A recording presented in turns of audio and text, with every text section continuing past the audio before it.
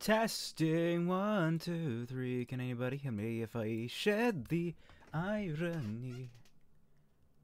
Alright, testing. Alright, now the time to test this and see if this works. Test super chat.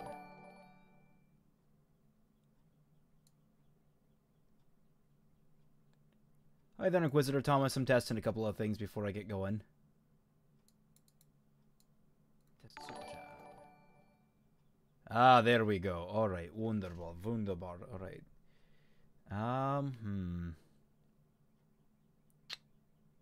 Yeah, okay. Hi there, Inquisitor Thomas. I'm testing a couple of things before. Settings. Alright, it's looking like it's too intense of a stream for... I mean, maybe if I turn this down to just 144p for myself. Yeah, no, okay. I'm going to turn down the settings and set us down to just 144p output. Let's put that down to 1000 bitrate. I'm going to turn down the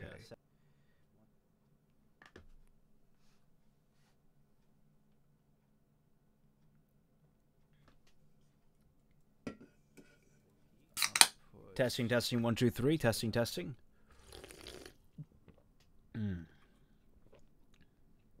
That's some nice Pepsi. Bepis. Good old Bepis. Alright. Testing 1 2 3 testing. We are looking steady. Let us open. Oh, I need to close fucking Premiere. That might help. Bepis. Good old Bepis. Save that. Sorry, I'm getting this up and running, guys. Don't worry, we'll get to the game shortly. I just wanted to looking steady. Making sure all this is properly handled. I'm gonna close iTunes as well. Sorry, I'm getting this up and running, guys. Don't worry, we'll get to the game shortly. I just wanted to making sure all this is properly handled. I'm gonna close iTunes as well. Sorry, I'm getting this up and running, guys. Get to the game shortly. I just wanted to making sure all this is. Okay, yeah, those can stay open. All right. Let's get on with the game, shall we? Hopefully this works. Okay, yeah, those can stay open. All right. Let's get on with the game, shall we?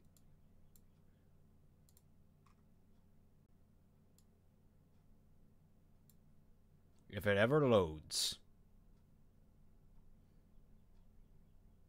Oh, hey, Melik. How's it going?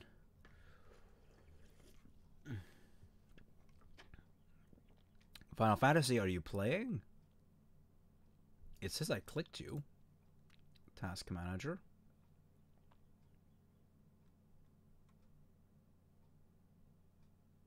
Is it the Steam client bootstrapper? I'm not seeing Final Fantasy running in any of these. Hey Steam, you want to give me my game? That'd be nice. That'd be very nice. Okay, app is running. Alright, then show me the app, damn it. Also, I'm still getting frame drops by the looks of things, which sucks.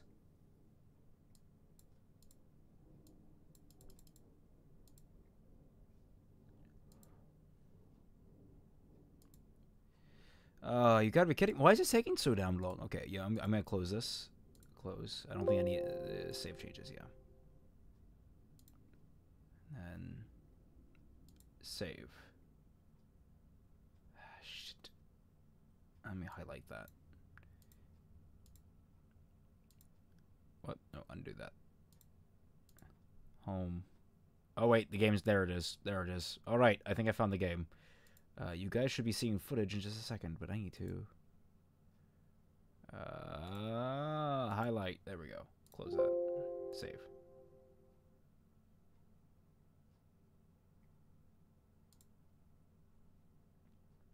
You guys should be seeing something, I hope.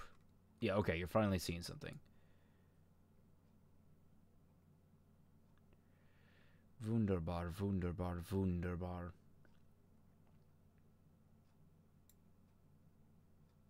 Alright, spread this around, guys. Start heralding to the heavens. I'd be very appreciative of that. I'm gonna try and do it myself a little bit. Where's my link? YouTube. Copy. Scroll up. Windows Edition. Go to Twitter.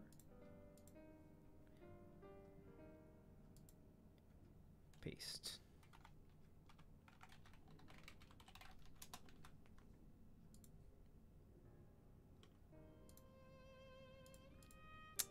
Alrighty. See the loading circle. Perfect, perfect. I'm checking the stream now. Oh, that is... Oh, I have it at 144p. So let's see how this looks in 720. Oh, that looks nice and crisp. Oh, that is just beautiful to see. Okay. Let's get on. I need to move this to the left a little bit so I can see you guys just fine. Let's see. Where did I save? It's this one. Right, we took down the big circle. The big snake. We took down the snake, everybody. We killed a snake. It was a hissy snake. And we took it down like the bitch it was. That said, if anyone wants to super chat me, we actually have little animations now that'll pop up on screen, and hopefully those will go smoothly. I'd be very happy to see that happen.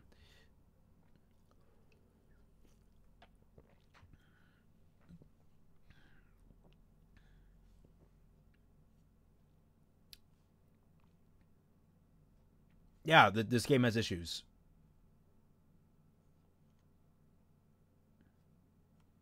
Sundays are nice and relaxing. I mean, like, I find... I used to go to church on Sundays and then out to lunch with my family, and I actually found that, like, really anxiety-inducing because I usually had a lot of homework to get done before doing that. I stopped going to church a while ago. I stopped going to lunch with my family. I started just kind of staying by myself. And it helps me recover from usually long Saturday nights that I have with my friends. Whereas, like, before, I usually wouldn't have the energy to keep up with my family. God, this is taking forever to fucking load. Come on. Come on, let me get to the game. I want to kill some shit.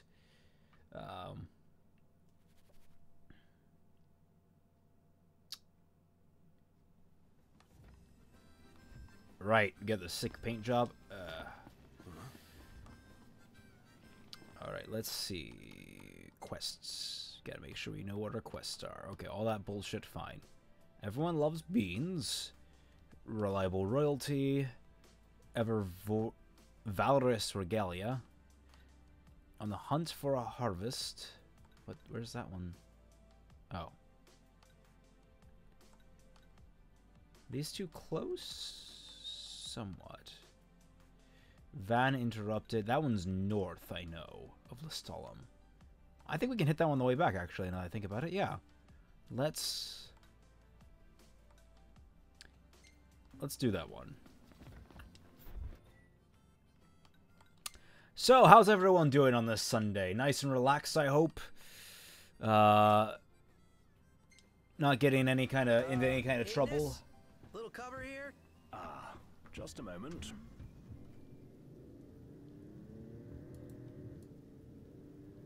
Where's my current viewership?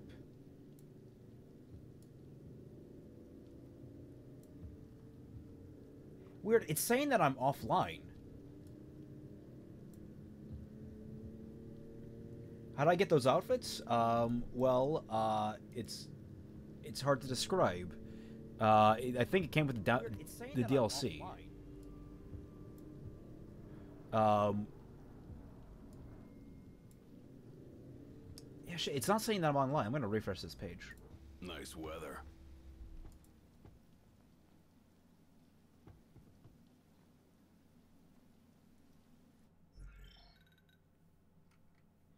Let me reload this page. Let's see. Changes may not be saved. Reload. See what happens. Sorry for the momentary pause here. I need to reload the page, make sure I'm getting all the information that's going on here. Ah, there we go. Why is it saying part 3? It's part 4. Yeah, there we go. There we go. Now I have all the information I need. Wunderbar, wunderbar, wunderbar. Oh, well, it's good to hear you all are kind of relaxed. Kind of bored and relaxed. It's better than being kind of anxious and what? Ignis, you did not take us nearly far enough. Ugh.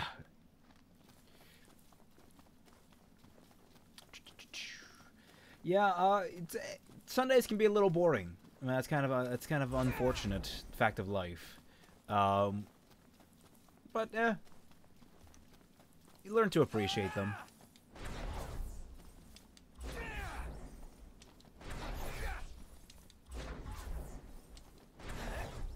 Knocked. Overhead. Shit, oh yeah. Weird. Why would it not let you get DLC? That's kind of a strange thing to not let you get. Is that the delivery van? I got this. You just sit back and watch how Deal a it's total done. of 10,500 damage or more. Well, I don't know if that's going to be possible, game.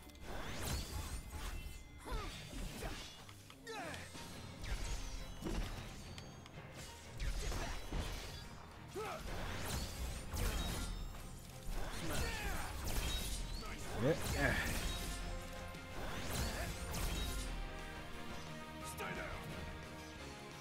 Wow, that went way easier than normal. Holy shit. On we go. yep. Yeah, no, the PC version comes with so much shit. Don't want to spoil the spoils. So much good shit. Let's see if Fatman's online. See if I can get him into the call, because that usually helps keep things interesting. No. Fatman.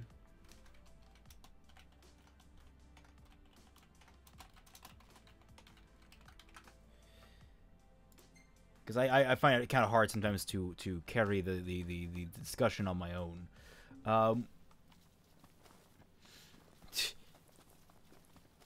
Is Yoshimitsu is in Tekken, isn't he? I mean, doesn't he kind of scummy too?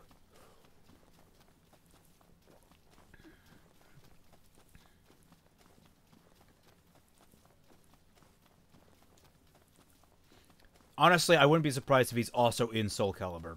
I would not be surprised at all. Are you guys getting lag? Yeah, my stream says I'm yellow right now. God, I wish my internet connection was better, but I don't have a direct connection to the internet. I have a wireless one, and that really, really hinders my performance. Because I could be getting 100 megabytes per second, but I'm only getting like 20.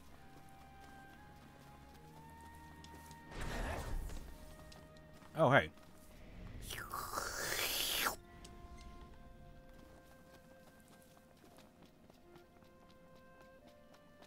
Oh, really? Geralt from fucking Witcher? That'd be pretty badass. I've not played Witcher, admittedly, but... I mean, that'd be a really cool ad. I mean, it makes sense. He's a good sword fighter. Running low on beans. Where is this? Me. Oh, wait. That's just north of here. Shit. Oh, god damn it. If I... How far north of here is that? Ah, it's in the ravine. Oh, god damn it. I just came from down there. I didn't even take a lick of damage during the fight. Oh, now they're... Oh. Sahagin.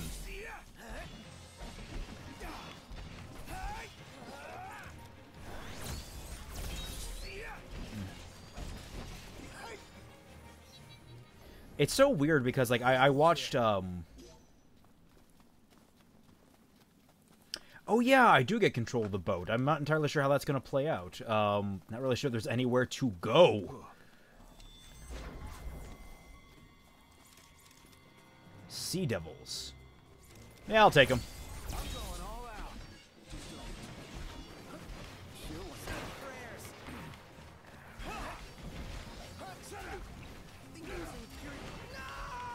Shit, shit, shit, shit, shit. Ah, shit. Alright. Oh, whoa, whoa, whoa, whoa. I am just getting fucking wrecked.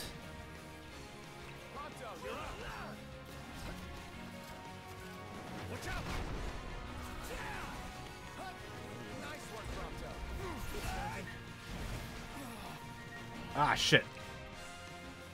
Guys, someone come get me. Someone come get me, guys. Thank you.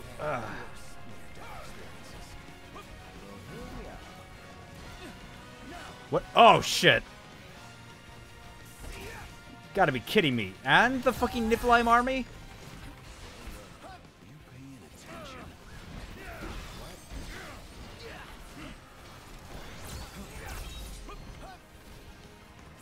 Oh, here we go. Armature!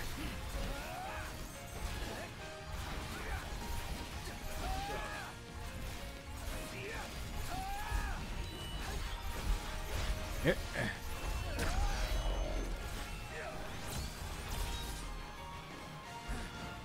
Oh man, I do love Armature.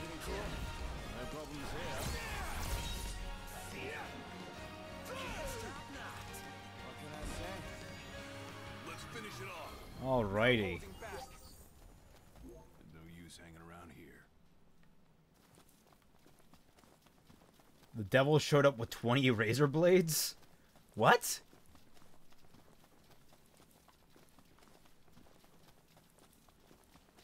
Oh.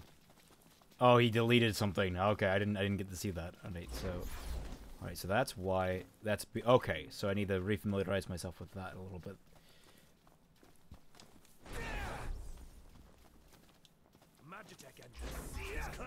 Fucking really? Where? God damn it! Won't you bastards just leave me alone for 5 goddamn seconds? I think it does, but I'm not entirely sure.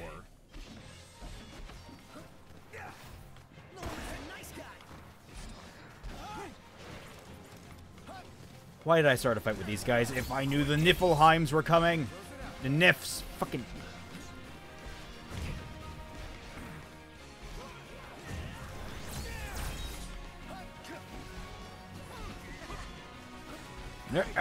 Yeah.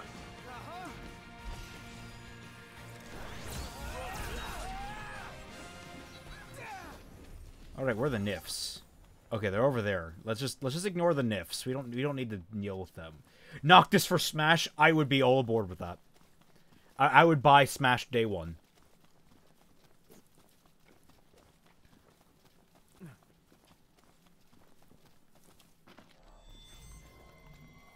Here's the spot.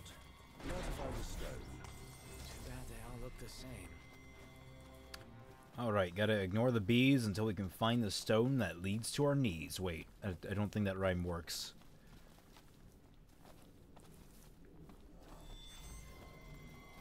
Fucking bees, die already!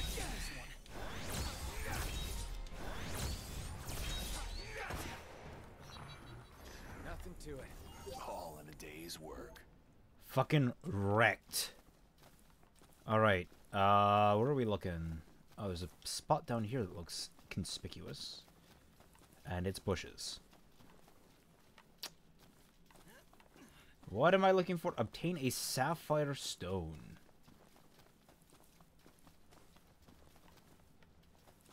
This is suspicious, but not anything important. Wonderful. Can I jump up here? I can jump up here. Okay. Now we're getting somewhere. Oh! Oh, shit. Fat man.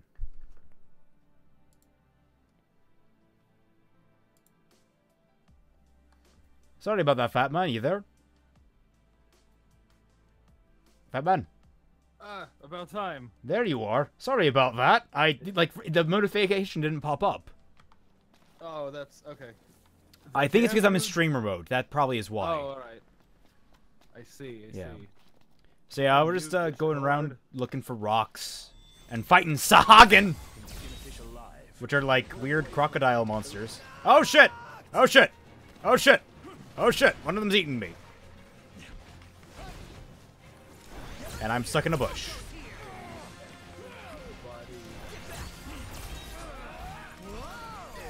So what are the things that you were gonna try out on? Oh, I have the super chat and subscriber things going right now.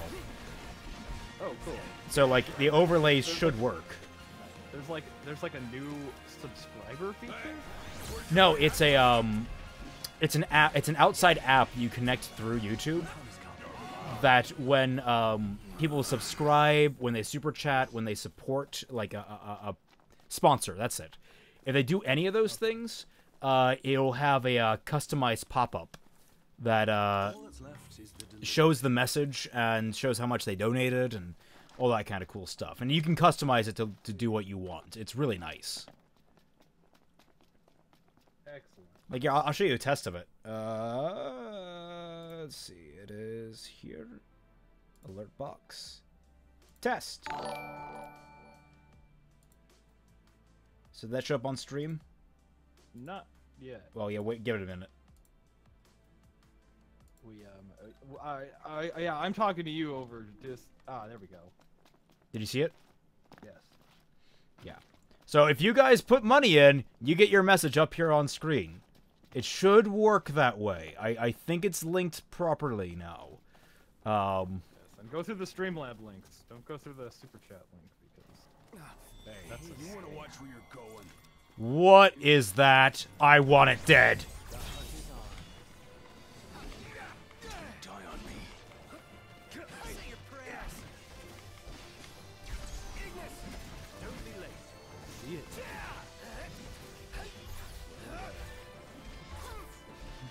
all the reactions are gonna be really late. Oh yeah, you're having problems with that, aren't you? We needn't waste more time. Oh well, I mean, I'm having problems with that because I'm on Discord, and I'm watching the video over, over YouTube. No, I thought the reactions. Didn't you say something about reactions? Oh, I mean, whenever I react to something happening on the Oh, video, okay. on the stream. Yeah, the reactions are a problem too. Yeah. Not to spoil anything, but we're having I'm having technical difficulties on my end getting the Nomad episode 2 reactions out. How many times? I can't pick things up in the back. Oh, goddamn nifs. I'm also having technical difficulties figuring out how to write a script because I'm apparently terrible at that. And I've been working on it for like almost 20 days, which is a bit of an embarrassment. How do you spend that much time on a single script? I mean, like a short script. You said it was short, yeah? It was short, man. It's barely over 4 pages. Wow. It's like, I have one. When I look at the print preview, I have one line on the 5th page. Damn. Yeah. And a lot of that is just from like the weird formatting stuff that I've done with it. So if I condensed it, it would probably be like 4.5 to like 4 3/4 pages. It's just been so I don't know what the point of the video that I'm currently writing is. That's the big problem. I'm just. How do you not know the point of your own video? It's a Patreon reward. It's not a video I would have made. I can understand that. Commission work, man. Getting that impetus in is just... Yeah. Yes. Base of the carapace. Honest merchant will compensate Noctis for bringing him the carapace of a savage shielded monster known as the Bulette. God, some of these are just garbage quests.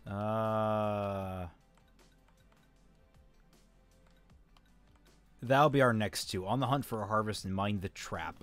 Which is ironically showing a picture of a Shota.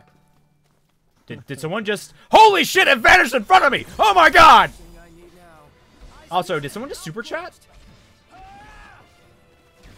'Cause I heard the tone. There it is. Who was it? I'm not seeing it in my... For the subscription. Oh, someone subscribed. Yeah. DJ Pepper. Oh, thank you, Dr. Pepper. Also, ow! Ow! Oh, Help! Doctor. Doctor. That's Dr. Pepper J, not DJ Pepper. I'm sorry. Yeah. I've been reading your name wrong the whole time. Oh shit, Nifs!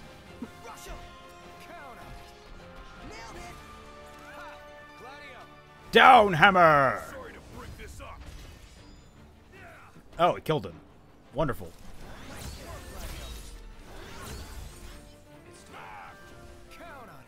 I missed. Doesn't matter. Gladio killed him. So, like, when are you any of them? Can you cycle between the four dudes? Or you have to spend experience to play as one of the other three. But you can actually play as one of the other three apparently. Which I don't know how that exactly functions because they all have very unique play styles. Yeah. You weren't expecting that? You weren't expecting the overlay? I'm glad. Did the overlay work as intended, Fat Man? It looked like it worked. Unfortunately, it's in the bottom right corner, so you have all of those like health bars and numbers. Yeah, I can right there. I can adjust that. Yeah, just move it like a tad more to the center. I'll move it up, so it should. I don't think there's anything. Okay, hopefully I don't get attacked. Oh yeah, that's perfect. Here, royal weapons. What? Optional royal weapons? No, I haven't yet. I literally just started getting the royal armory. Though I do intend to get all the royal weapons. I didn't my first playthrough when I did it on the Xbox, but now I am intent on that. Actually, what is my AP at currently? 62. Okay, what about armature? What can I do in armature? Reduce armature bar depletion. Boost armature bar gained. Oh, I can... Okay, so... And then this one is... Gain AP for conjuring the armature. That's nice. Boost armature bar gained from attacks. These are all worth it. These are all worth it. The armature is so fucking awesome. It's the fucking limit break of this game, and it's incredible. I wish I'd played it, like, so I knew what you were talking about. Well, basically, armature is really hard to describe, but you see how, like, I'm warping forward, just throwing my sword and all that shit? Oh, like, yeah, you can do that as a standard attack by pressing Y. The armature turns you into a flying death machine.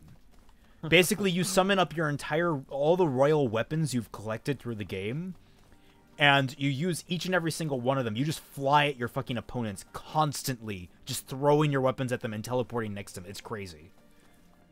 That's awesome. Yeah.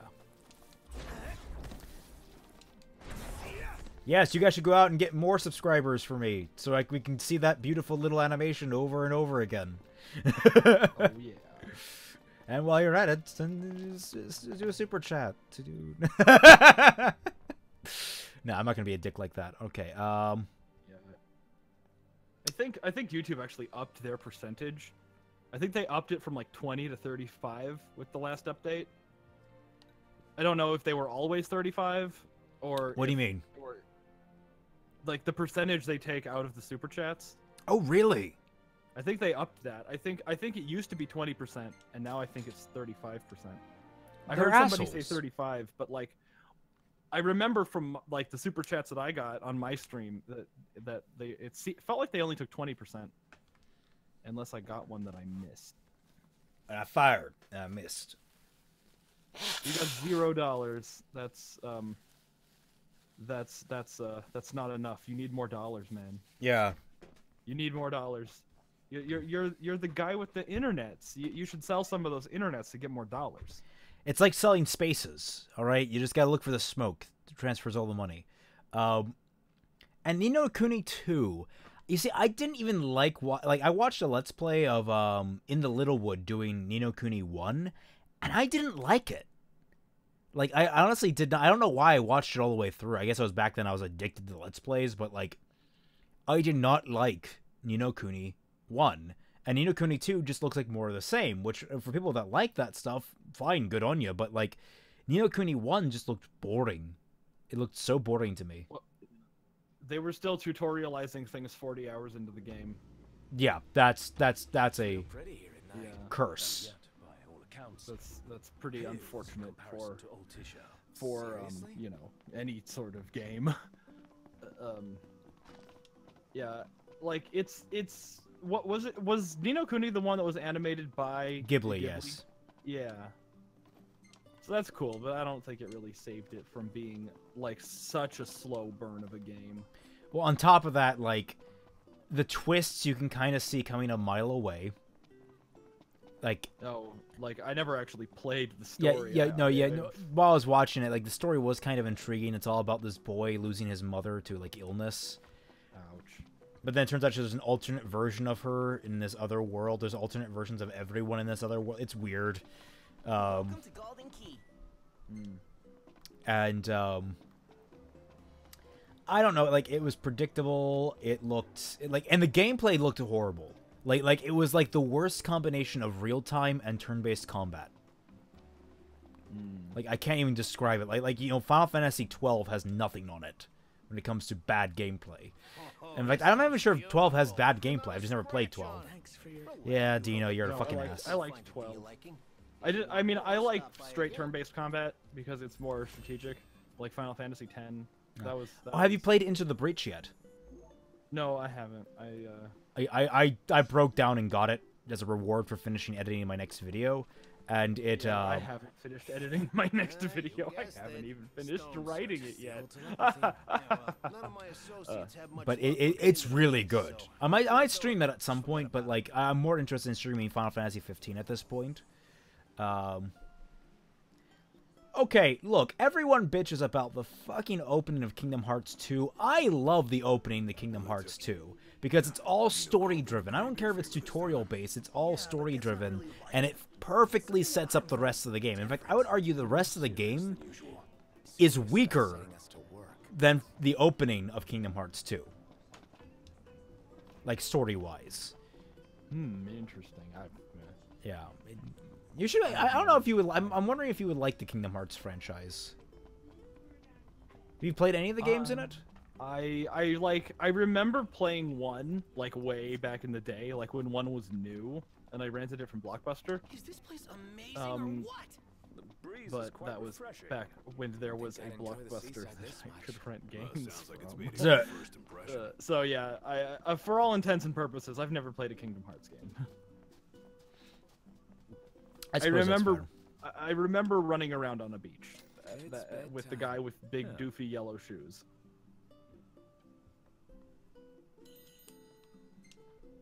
Ah, but Dr. Pepper or Jay, it was a slow burn, like a real serious slow burn. You gotta just let it be like that. Let's see, do I have any cool? There are the kind of things where it's it's like, you know, the pacing. It's so subjective. You just like, no, it's too slow or it's too fast but it's like, yeah, I don't know. Pacing is a hard thing to really nail down why it works or why it doesn't. Oh yeah, it is the hardest thing to try and articulate. Like trying to like in my new video, I have to compare the pacing of Little Witch, My Hero Academia, and friggin' RWBY, and yeah, it's a kind of a difficult metric to compare. Okay, let's go turn in this quest because it'll get me close, and I'm also running low on funds. I didn't realize how much.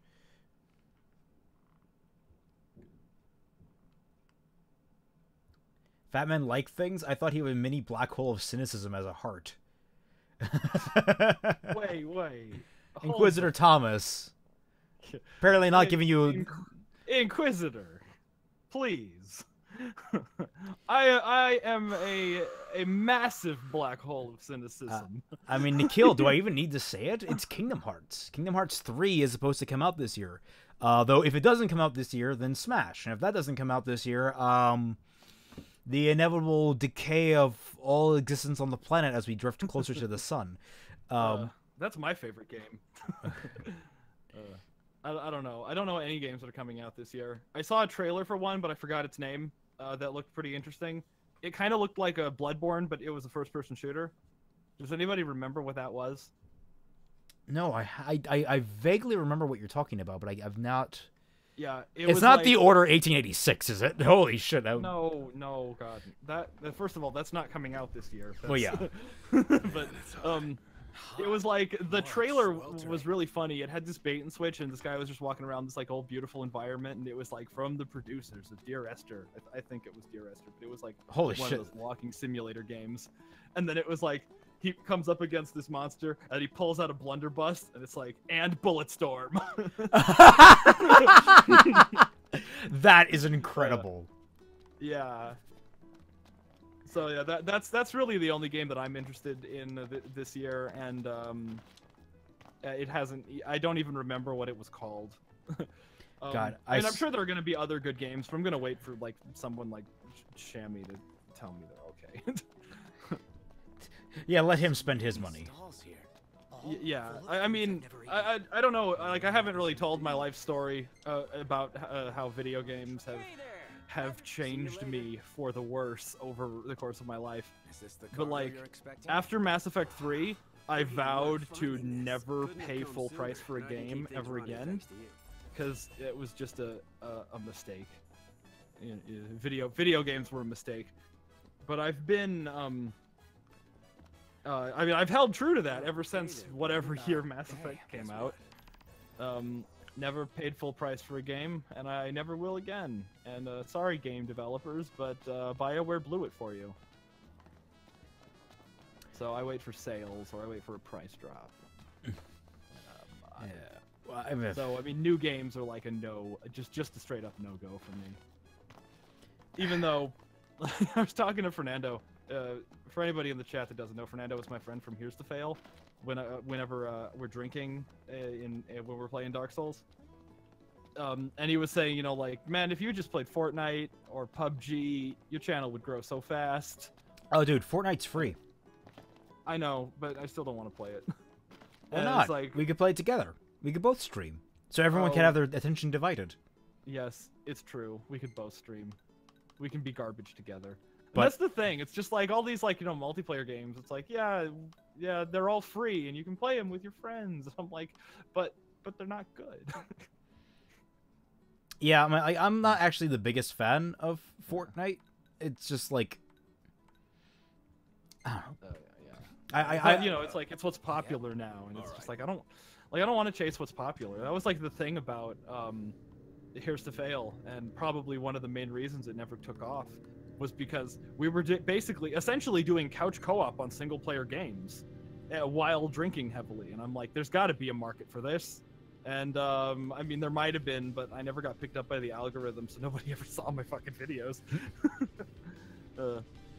And then they took too long to edit, and yeah. Oh, man. It just, like, Hey, Max. Oh, what's up, Max? Trying to be a Let's Player.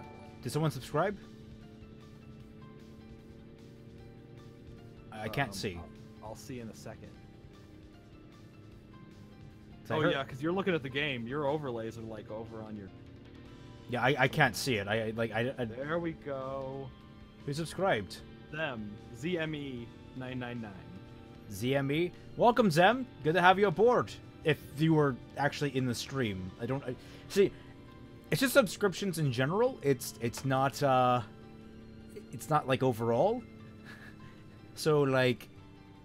Is it when you're clicking the subscribe button, or are they actually subscribing over like a Twitch-like service? No, it's subscribing on the subscribe button. That's why. Why? Okay. Because I was like, oh, you got 3 of them. Is that like, you know, like, because if it's like Twitch, it's like, oh, that's 15 more bucks a month. But if it's just like, if it's just the YouTube subscribe button, then it's like, oh, okay, that ain't going down without a fight. You sure you're ready for this? Yeah. Who's that guy who's making $500,000 a month? Ninja? Right. Not our not ninja. our ninja. Not British ninja. A different ninja. A different ninja. Who What? can't be Wait, seen. what? Why are we getting out? What quest are we going to? Everyone... Is it... Are we at one of the fucking... We're at one of the hunts. Oh, god damn it. Alright, fine. I'll go kill this thing. Fine. You guys want me to kill something? I'll do it. Oh, this is probably one of the harder ones, isn't it? I've tried playing Fortnite. There were a couple of friends at my workplace that they brought it in on their PS4s. And it's not a bad game. It's just I find it kind of boring after a while. Yeah, okay. We're going into a pretty nasty fight here. Stay sharp. Got it. Time to show you what I can really do. Thanks. Prompto, let me fight. Oh my god. Oh, I should have put that in case. South Pole's been ruined. Why? Hardly any of it is not safe for work anymore. Watch yourself, Doc. I know. Hey, instructions. I did not mean to press that one. Right here, huh? Well.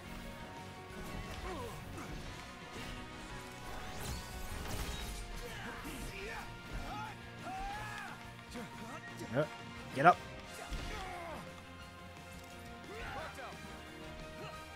Kill it. Opening.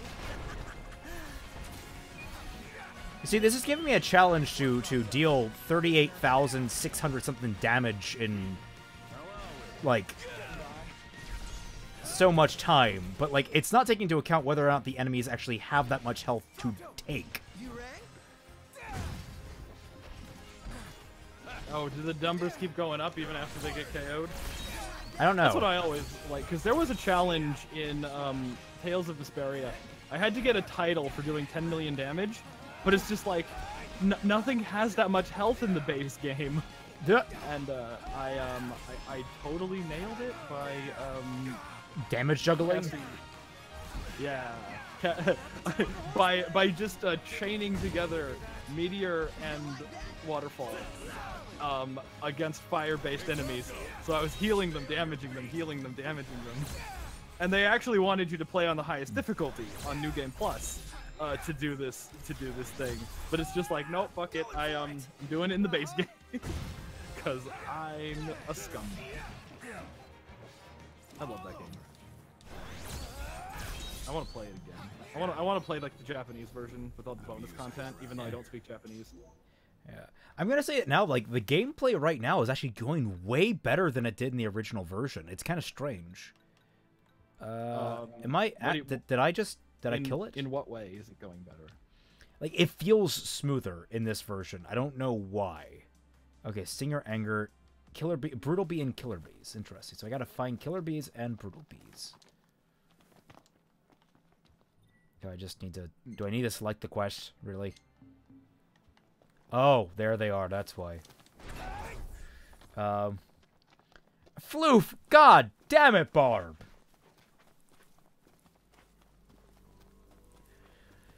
Oh, yeah, okay, there's all the enemies. So while we're at it, quests. Where is everyone loves beans? I'll choose that again, but... Alright. Fucking bees! I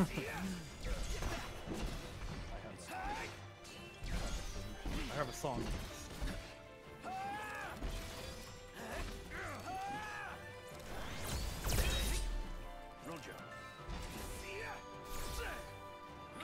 I screwed that up. Damn it.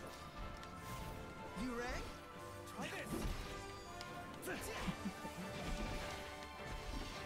I think we're in for a fight. More than we bargained for. What? Guys, suck it up. They're bees. Sure thing. I mean, they're brutal bees, but they're still just bees. You know what? Fine. Armature time!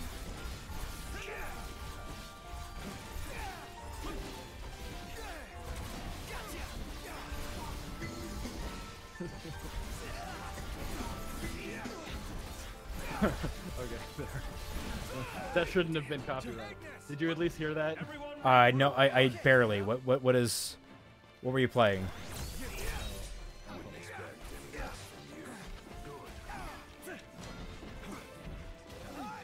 I am so not getting A+ finesse on this. Ow. Oh god. Bees! Kill the bees! This is the nightmare of fucking Burton, one of my favorite characters to play in Pathfinder. He could not fly, but he was a brawler, so anything that could fly would just, like, get out of his reach. And it would always piss him off in that regard.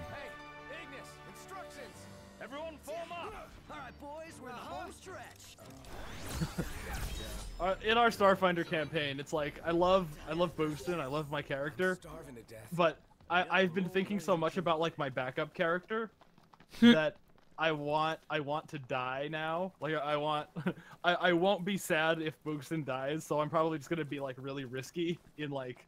What's your backup character? I think I told you about this. It was like it was two Yokis standing on each other's shoulders wearing a long coat. Would you play two characters, or? Well, it would just be one, but the role play aspect would be they're two characters in a long coat, pretending to be one tall person, because their life goal is to ride roller coasters, and they're too short separately. Oh man. That'd be really weird to try and make work. I don't know how mechanically that would go. Well, I mean, it wouldn't have to change that much. All you'd have to do is just ignore the fact that... Well, because they're actually small size, so you have two of them stacked on top of each other, they become medium-sized. Well, I mean, what does size affect? What does size affect? Because they changed it from... In Pathfinder, size used to affect your AC directly. Like, your size, you would get a +2 from your size. No, a +1 for being small-sized to your AC. And you would get a -1 to your CMD. So the idea is that you're harder to hit, but you're easier to push around. I see. Yeah, so it's like... It wasn't a perfect system, but the fact that they got rid of it kind of makes size pointless. Like, it just means you're a bigger target to hit. But, like, you don't actually get any bonuses or penalties to hit that target. I'll have to look into it. I'll have to look into what size actually delegates in that. Yeah. What? No, shit, I didn't want to do that. Size is important, guys. Size matters. Protect the flop. Protect flop. Shave file. Wow, you gotta just... Floof, you and your goddamned puns. Where do we go from No, no, do not shave the floof. The floof is not proper without its fur fluffy and full. Perhaps these are the bean bandits. Bean bandits? What the hell are these? Oh, they're dog things with the fur. It's really cool because I'm seeing like more monsters than I remember seeing in the original game. It's really cool, and like it makes it feel like the world is way more diverse.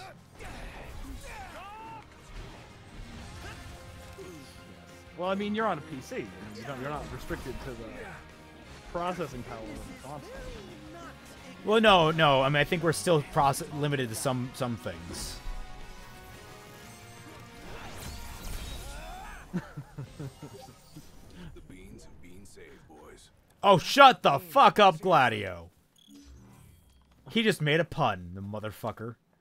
And on we go. Right.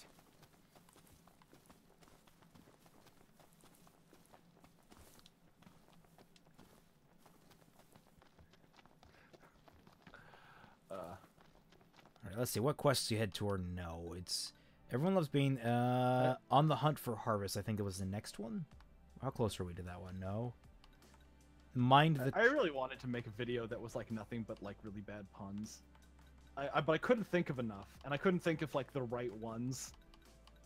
Well, I had the idea for a video recently, and I don't know how I would pull it off, but like, the idea is reaching critical mass with memes. That's the entire joke. Like, it's a super serious, like, we're reaching... We need to find the primordial meme. Oh, yeah. I think we'll go, yes, I think we can do this one. Bam. I mean, that was, I mean, like, not really, why do I have my subscription tab open so many times? Clear skies. No. With the temperature That's like rising. 14 of them. How did I do that? How did I fuck that up? Would you believe magic? I would believe in competence. I don't know Well, why, that's all you're why getting. Why, I don't know why, if I had magical powers, I would use it to open my subscription tab 14 times. But the, 'Cause there's nothing new there. Oh, the tour mission with Ignis, yeah. I can't think of enough ideas for it. I would need to really compile a whole list of memes to throw into it. Yeah. But, okay, so, interesting night with Pathfinder. So, in one of our campaigns, we call it the Australia campaign because it starts with all of us is... We all started off as prisoners in Australia during, like, the 1400s. Okay. And it's because, like, at some point 100 years prior, a hole opened up in the universe and, like, magical beings started coming back to Earth, where they used to be here, and then they left, now they're coming back, and suddenly, like, the Catholic Church became super, super against them. So, they started coming back in. Yeah, they were basically racist. And so, some interesting developments in the recent one, where we're near the end of the campaign. We went from being prisoners in Australia to taking over Australia and making it our country, because I'm playing basically Lelouch. Like, my character was based entirely on the Lelouch. I can actually do the Gios like 15 times per week. It's awesome. But I also have, like, mind powers on top of that are way powerful.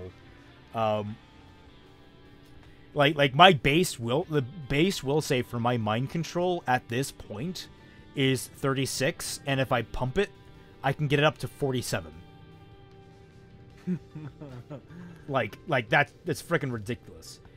Is there fluff in? Yeah, we had a few fluffy things. There were a lot of kittens. There was a dragon that demanded we pay him in maidens and kittens. That's my spirit animal. Yeah. I'm not a breather. So we didn't ask questions what he was doing with either of them, though he at least wasn't eating any of them, which we're okay with. Can I sit down on here? Done. Yeah. Broke a few bones. I don't think that's how you sit.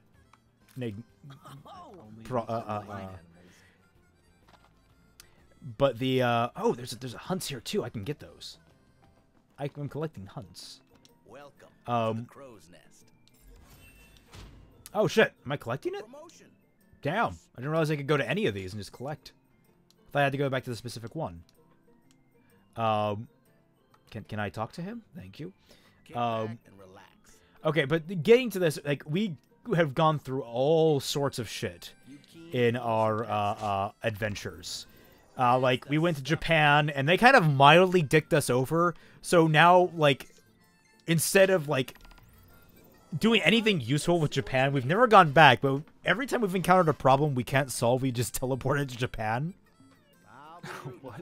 Okay, fine. So, like, we encountered, like, SCP-63 whatever. It's the giant lizard that can't die, that SCP, if anyone's familiar with it. We encountered that, and we couldn't kill it because you can't kill that thing. So, we just sent it to Japan. You sent a giant lizard to Japan, you racist. Yeah. No, that was intentional. That was wholly intentional. But so that should give you some idea of shenanigans. Like, we broke one of the seals of the apocalypse, and now 1/10 of the world's population won't die. They'll come back as undead, or they did come back as undead. It's, like, really vague there. But basically, we're near the end of the campaign, and we're attacking Spain because that's where the Vatican is. And we're trying to fuck up the Vatican. We're trying to fuck up, I mean, not just the Vatican, but like Madrid. Madrid is also one of their very big strongholds for the Catholic Church. So we're we're doing that. We're killing that. Side note, my favorite SCP is the vending machine, the one that you can just enter things into. It's the best. I wish I had one. But so we're going to Madrid, and we're outside Madrid with our entire army. We've collected this massive army with the help of Protestants and all that. And there's some traps around here I need to disarm. And the greatest goddamned thing happens where they come out, we have this discussion, we decide that everyone involved is a fucking douche nozzle. And then during that night, before we decide any kind of actual assault, we just there's some kind of chaos that goes down where, like, the big bad, the black evil Catholic Church that are like evil entropites invading our world that aren't actually the Catholic Church are invading the actual Catholic Church in Madrid, and we're like, well, fuck, we're not going in there. We're not sending our armies in there to get fucked over by the dark Catholic Church, by the entropites. So we just, like, I suggested, why don't we just throw Madrid? So that's what we did. We used all of our... We were basically, at this point, basically minor gods. We picked up Madrid using telekinesis and flung it at the fucking Vatican. Now, we crunched some numbers, and it turns out that doing that was borderline extinction event disastrous. Oh, I'm sure. Yeah, I mean... It's 27 feet across. The Madrid is. 27 feet? Sorry, 27 miles, not feet. Yeah. And we sent it. We sent it hurtling at like such a ridiculous speed. It would have ended the planet. Like, it would have actually broken Earth apart had it actually impacted directly into it. Ah, shit. Oh, there's another trap here. Moral of the story, kids, is never throw a continent. Or a country. Or a city. Or a city. Well, Whatever Madrid is. Don't throw Madrid. You can throw any other place. Just don't throw Madrid. So we threw it, and that kickstarted a final battle with all the forces in whatchamacallit, in Spain, which is all the Catholics effectively came in full force to defend the what was left of the Vatican's defenses. And we fought the Pope. Here's the thing: we actually got invited in by the Pope, who was a Warhammer 40K Space Marine. Because my friend is obsessed with Warhammer 40K. He's a cosplayer, the cosplay Pope. No, he was actually a 40K Space Marine that came down and took over the Catholic Church. That's why they were being such dicks. At least that's his explanation of events.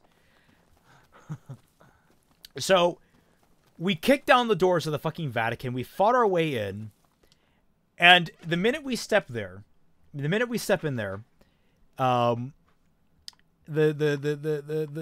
he invited us in. He told his forces to stand down to fight, not fighting us, our collection of people. So we all went in, got into the throne room. He's sitting there with all of his enforcers, his Grey Knights, his bishops, and he's like, "Now tell me, why are you here?" And I step forward, dead serious, deadpan.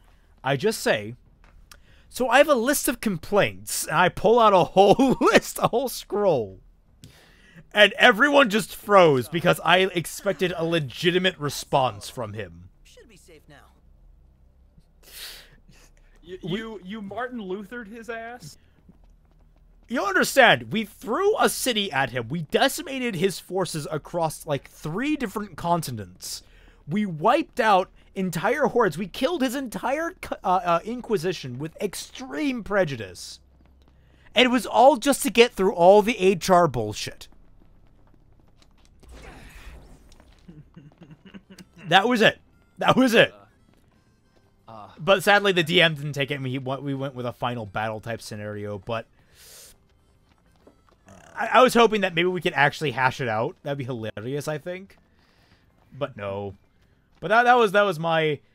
like, everyone loved that line, and so it's going to become an entire thing for me is... So I have a list of complaints. I'm just gonna insert it now. Where like if I ever meet, oh my god, I'm gonna do that now. When I meet Miles and Carrie, I'm just gonna go up to them and be like, "So I have a list of complaints," and just see how they react to that. I wish I had a question for them. And welcome. Like just one question that I thought would actually help me get to the bottom of RWBY. But I don't. That's unfortunate. Like, how high exactly were you guys when you wrote this script? I don't. I mean, it doesn't even seem like they were very high. Just like, it's just like they're just not very good at it. I'm like, yeah, I don't know, because it's like there's not like one thing that's. It's because it's not one thing. It's all of the things. I swear, half your photos are selfies. And that's like, I don't know. This is something that I've been asked a million times. It's like, if you ever met Miles and Carrie, what would you say to them? What would you ask them? I would ask how. Just how. Oh, the Prompto scene. Interesting. Yeah, but I mean, would they respond to that? Like, I mean, assuming that Nothing like, much. you know, you're actually Just talking to chilling. them in like In person, like, you not know, at a con. a realistic, like a realistic scenario where you could meet them. Like, how likely would they be to respond to like some vague, sweeping question like, That was "Do one you guys hell of know a your day, shit?" huh?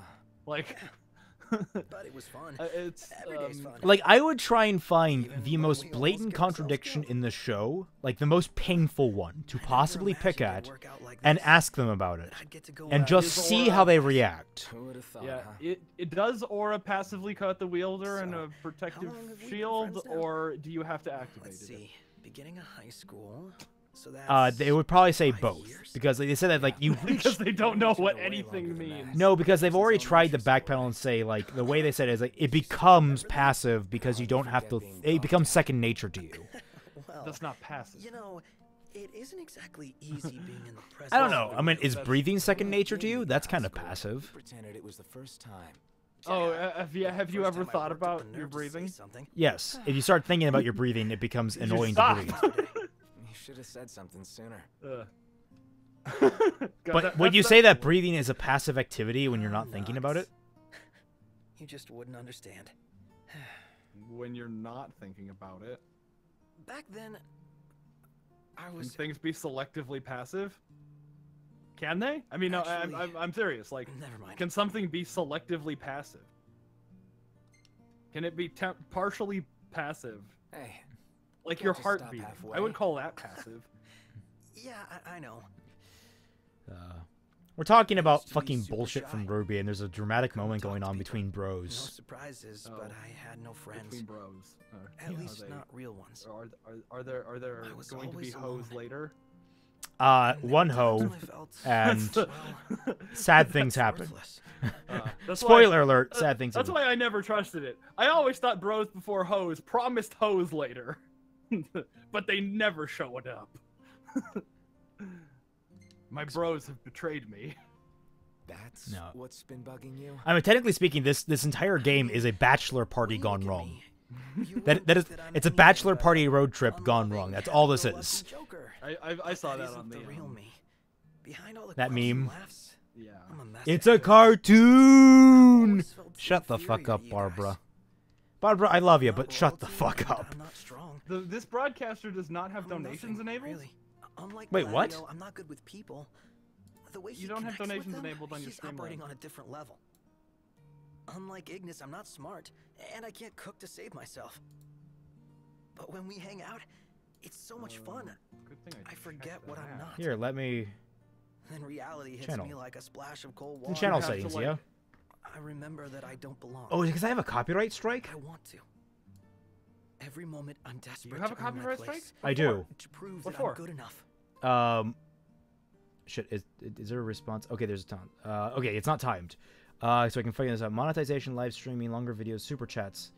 Can now student super chats. View agreements. I viewed. Okay, so it's not saying I'm disabled. In any way. No, I mean on Streamlabs, not on YouTube.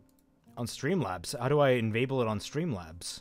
I don't know. Do you have to like confirm your PayPal account or something? I don't know how to do. I don't know how to do that. We shouldn't. We shouldn't say anything compromising on. Well, my credit card information is no. I'll close that. Go back to the game. See, every moment I'm desperate to earn my place, prove that I'm good enough. Comfort him. Think what you will, but I think you're good enough for me. But the I should have to look into that. Okay. Yeah, I do. Yeah. But I mean, no one's tried to send No, me things. Nothing at all. Well, I mean, if I'm they sorry, go I to got so Streamlabs, real you all can't of a sudden. actually click on You should donate know money. better by So now. how would you know? I mean, I'm think I just trying made to time for click any on old donate loser. money right now, but Huh? it just says On select Streamlabs. Why, you mad, Yes, bro? on Streamlabs. What There the- right now. No, you don't have to do it through Seriously, Streamlabs. You just Because super chat. Streamlabs- You just super chat. Streamlabs lets you keep more of the money. Right, Feels interesting. good to get that off So my it's a better chest. idea. I'll get that open. Because I've not set up that. I've only set up the I'm gonna basic keep stuff on right now. keeping on the only way I know how. Yeah. 'Cause I can. You do that. Not that anyone is. Wait, what? Does it mean prop filter? Oh, pop filter. I think there's a filter for the camera now. I'm not I don't think anyone's looking to donate today. Bye. Rune Saber, Flame Tongue, Claymore. What do I have? Crypt 2. Gladio, Hard Edge. Nope. Rapier Lance. Ice Spear. Ooh, no. Mithril Knives. Nope. Mithril Pistol. That's the exact same one. Power Shield. Ice Shields. Nope. I should probably sell some of the junk I have in my inventory, but fuck that noise.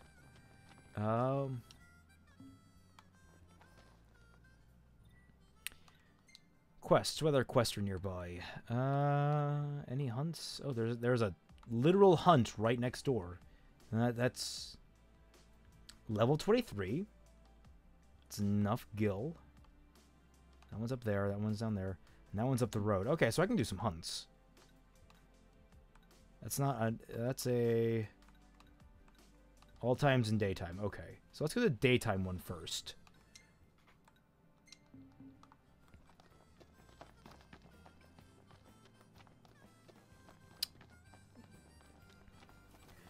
I kind of feel like we've already have a pretty common format for these streams, which is like do a bunch of useless side, not useless, but like side quest junk, then do one instance of storyline development. Okay, I'm getting my fucking car. Yeah, that's how a lot of games are. It's one of the things that, like, I don't know, kind of like turned me off games in general. I mean, the nice thing is like this one does a really good job of making me feel like the game is really wide and open. Yeah. Like, I kind of, like, stopped playing storyline games. Like, I really loved Darkest Dungeon. And that was just, like, really fun. Because it's like, you know, there was no real storyline. It was just like, oh, you need to Ready for build up your more? mansion again. You bet. Let's hit it. I mean, like, you really need to get into the Breach, man. Whoa, It's so good. How'd you get that, like, 10 times in a row?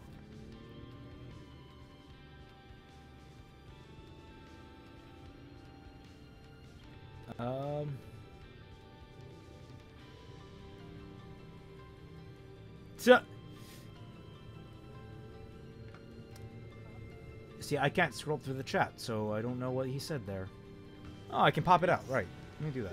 I think at this point, I think at this point, they have to. I think at this point, they have to. Now this needs punctuation. 0 out of 10, no punctuation. I think at this point, they Ignis, have pull over a sec. now So, they shit. have to. Why was I going to the wrong marker? They messed up the marks. It should be a nice change of pace.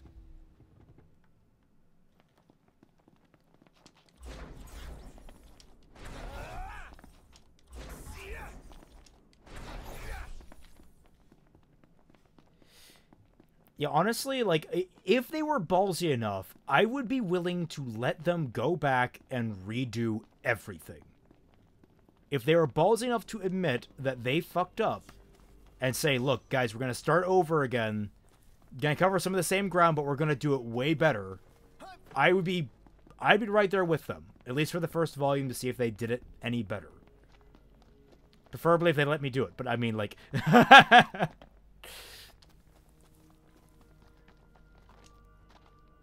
Like, honestly, the series does need a hard reset at this point.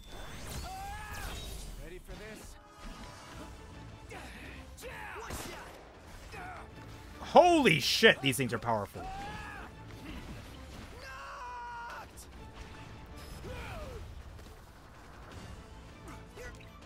Yeah, I think I'm not going to be able to win this fight. Oh, shit. Yeah. All right, Ignis. Oh, shit. He's not.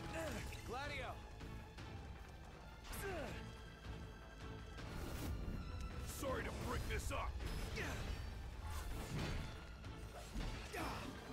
That was useless. Sorry, I disappeared. What did I miss? I am getting absolutely wrecked. Absolutely wrecked. And you just hit a rock. I don't. That's gonna tell you how long the the chat delay or the stream delay is.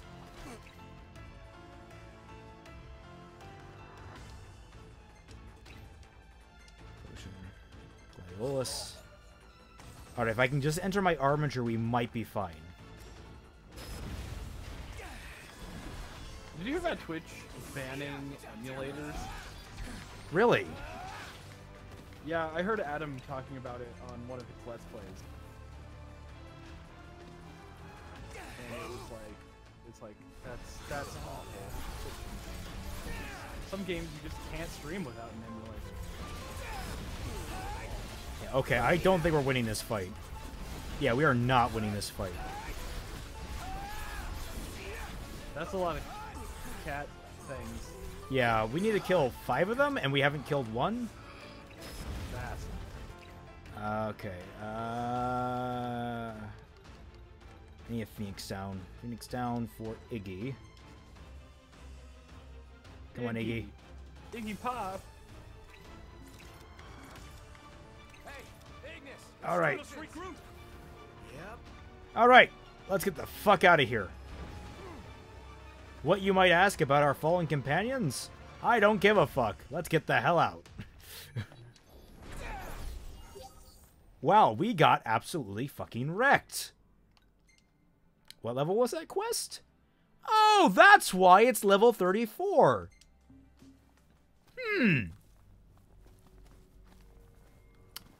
That might be why. That may very well be why. Just map. Rain. I just got my girlfriend to get better soon card. She's not sick or anything. I just think she can improve. Oh, that is horrible. Where you see that from? It's just a meme that's on Twitter right now. I follow a lot of meme accounts.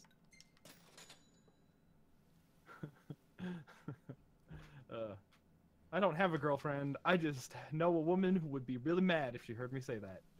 That's a Mitch Hedberg joke. Hey, wanna hit up the crow's nest? Oh, man. If you wish to put on weight, Have I talked with you about Stephen Wright? Some of the jokes that he's made because I watched One of the Game Grumps. funniest comedians ever. He really He's is really good. He's a classic. Shit, is there a place I can buy potions here? Welcome back. Looks I'm gonna like rest. You could do with a good... Told my wife I was going on a walk. She said, "How long will you be out?" I said, "The whole time." I was in the Nevada desert, and a UFO landed, a little ways away from me, and 3 one-inch men walked out, and they walked up to me, and I asked, "Are you really 1 inch tall?" And they said, "No, we're just really far away."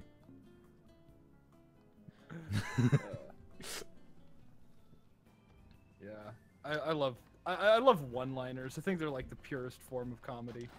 What do I think of sort of online abridged? SAO abridged is one of the... I actually consider it the best abridged on the market.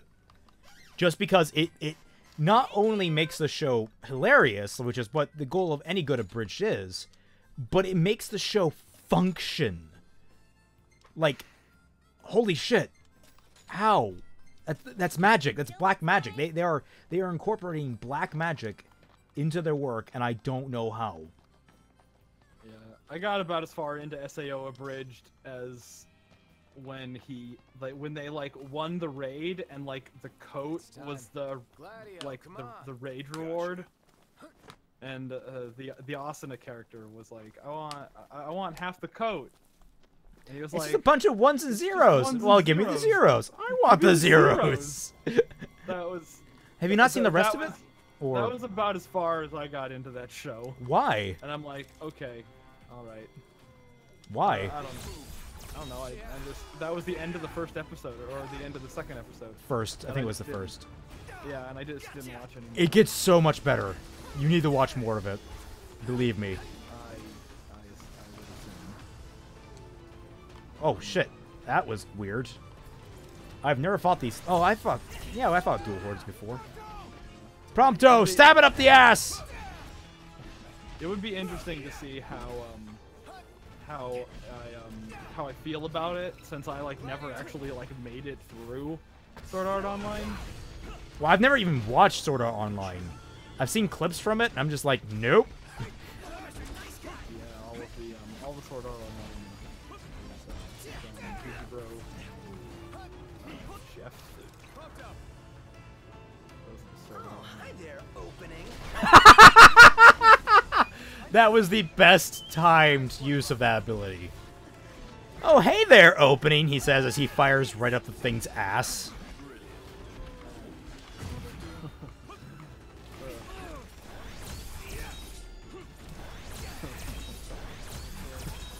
Nice shot. Yeah, don't watch it. Say, just don't. Yeah.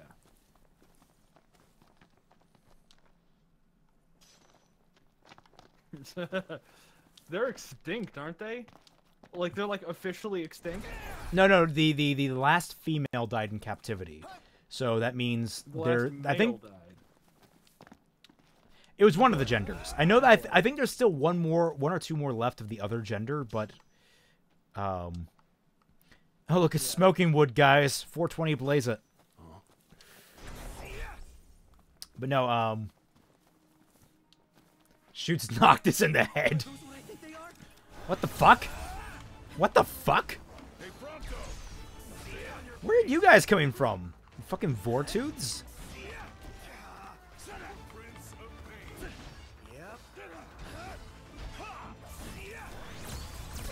A cactar! Kill it! Oh shit! Neat. Potion. Prompto. Potion. Ignis. Felt a bit touched.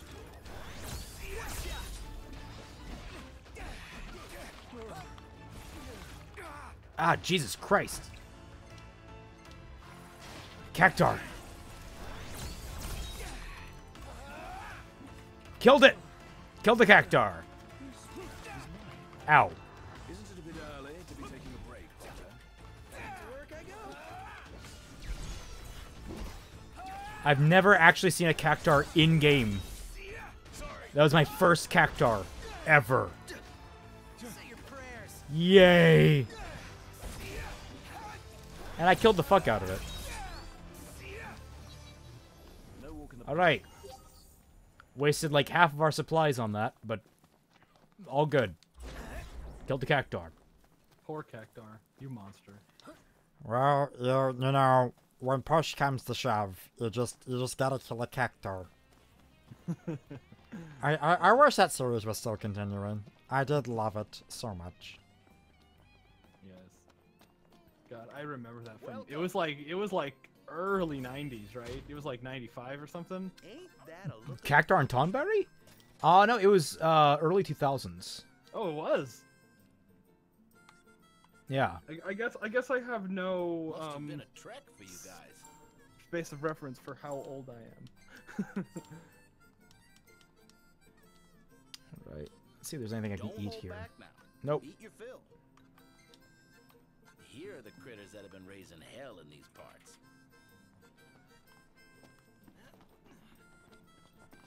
Yeah, cactuar are terrifying. Like, if you watched any of that, I got taken down by one attack by one. Nice morning. Those things are horrifying. Tom! Thank you. Oh, Tom, you're in here? Here, add him to the call. Oh, can you? I mean, I think we're both friends with him, so I think you could. Try and add him. I haven't heard from Britt in a while. I mean, he's school. Yeah. But who needs education? I mean, honestly. Where am I currently? I'm down there, so no. That's up there. Perfect landscape shot. Okay, those two are relatively close by. Let's go to there. Auto. Quest location. Ace of Carapace. Everything in order? Yep. All right. Oh. Whee.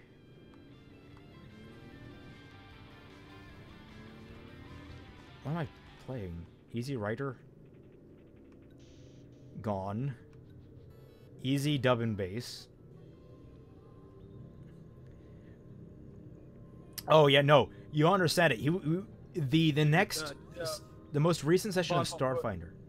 Go to the bonfire. Go to the bonfire? Okay. Yeah. Luckily I'm driving, so I can do that. Hello. Now we're all here. And Max, you can join us in the bonfire if you want to. You're in. You're in the cool people club. I'm gonna turn you up a little bit, Tom, because I turned you down for some reason. Okay, okay. Because we don't like you. Hey, all right. Now it's a party. Party. But yeah, no, like in our most recent Starfinder, speaking of what happened, of Brit getting arrested, we had a whole political situation crop up in frickin' Starfinder because the adventure path was written that way. Yeah, they kind of forced that one on us. And I had to give everyone not really an out. I kind of modified the win state of that one because I think their win state was bullshit. Well, is it with D&D stuff? Isn't it more like guidelines and actual rules? No. Because I actually have I'm doing a pre-made adventure path. Oh, okay. Yeah, because they produce those too, and those are fun. They're really fun. In fact, I'm playing one. We're playing a couple of them. We're playing the Savage Tides from back in the 3.5 era, which is fucking brutal. It's absolutely brutal. But then we also playing Hell's Rebels, which is probably one of, if not the best that Paizo has ever made, and it's just absolutely fantastic. Because the entire premise of that one is your city is under kind of draconian rule by the government of Shellix, or Cheliax? I think it's Cheliax. But we call it Shellix because it's easier to pronounce. And like the entire plot of the campaign is that you are the rebellion.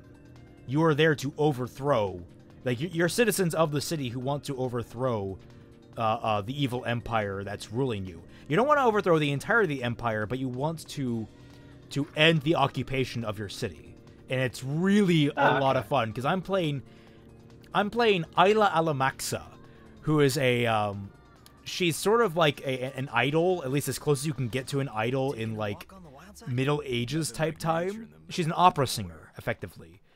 A very popular opera singer, but she's a magical girl. That's like there's a class they introduced for the vigilante, an archetype called the Magical Child. So, yeah, it's really a lot of fun playing as her. She's like the goofy ditz Sailor Moon-esque type character, and I don't know how to describe it, but like it's a fun campaign, and Paizo does a really good job with it. But like for some reason in Starfinder, which is a more modern, it's a futuristic setting, they had to they couldn't resist throwing a university in there with controversial statements being said, and it's a mess. All right. So how you doing, Tom? Oh, I'm doing good. I just got back from New Hampshire. I went up to see a couple of my buddies that I hadn't seen in a while. Oh, that's nice. Yeah, and one of them was supposed to be the 0 in my RWB retrospectives, and I'm trying to sort of get that resolved. So, fingers crossed on that. What do you mean the 0? Like, well, at the end of RWB 12, I did a stinger scene that the stingers of the RWB videos go like, I'm starting to get really negative, and like this shadowy guy is just like, he doesn't like that, so he's sending at the end of 12, it was hinted that he was sending 0 from Borderlands to come and kill me. Oh, damn! Because Brendan has a 0 cosplay that's really fucking good. Actually, I think Gearbox featured it on the like an image of it on their Twitter. Yeah, so he still has it, and if we can get him in here to do it, like, it would be fucking cool. I've gone through a couple different renditions. Ah, but is he any good at haikus? Oh god, I was never. 0 is good. I'm working really hard on video. It's raining on Mount Fuji, or however that goes. It is snowing on Mount Fuji. Snowing on Mount Fuji, okay. It's snowing on Mount Fuji has to be the middle. No, it has to be the end, or. Well, it has. Well, I mean, yeah, that's the Game Grumps theme, but it's actually the middle. Right. Yeah. Yeah, it would have to be because 575 it has 7 syllables. But I tried to do a whole video in nothing but haiku, but I ran out of time.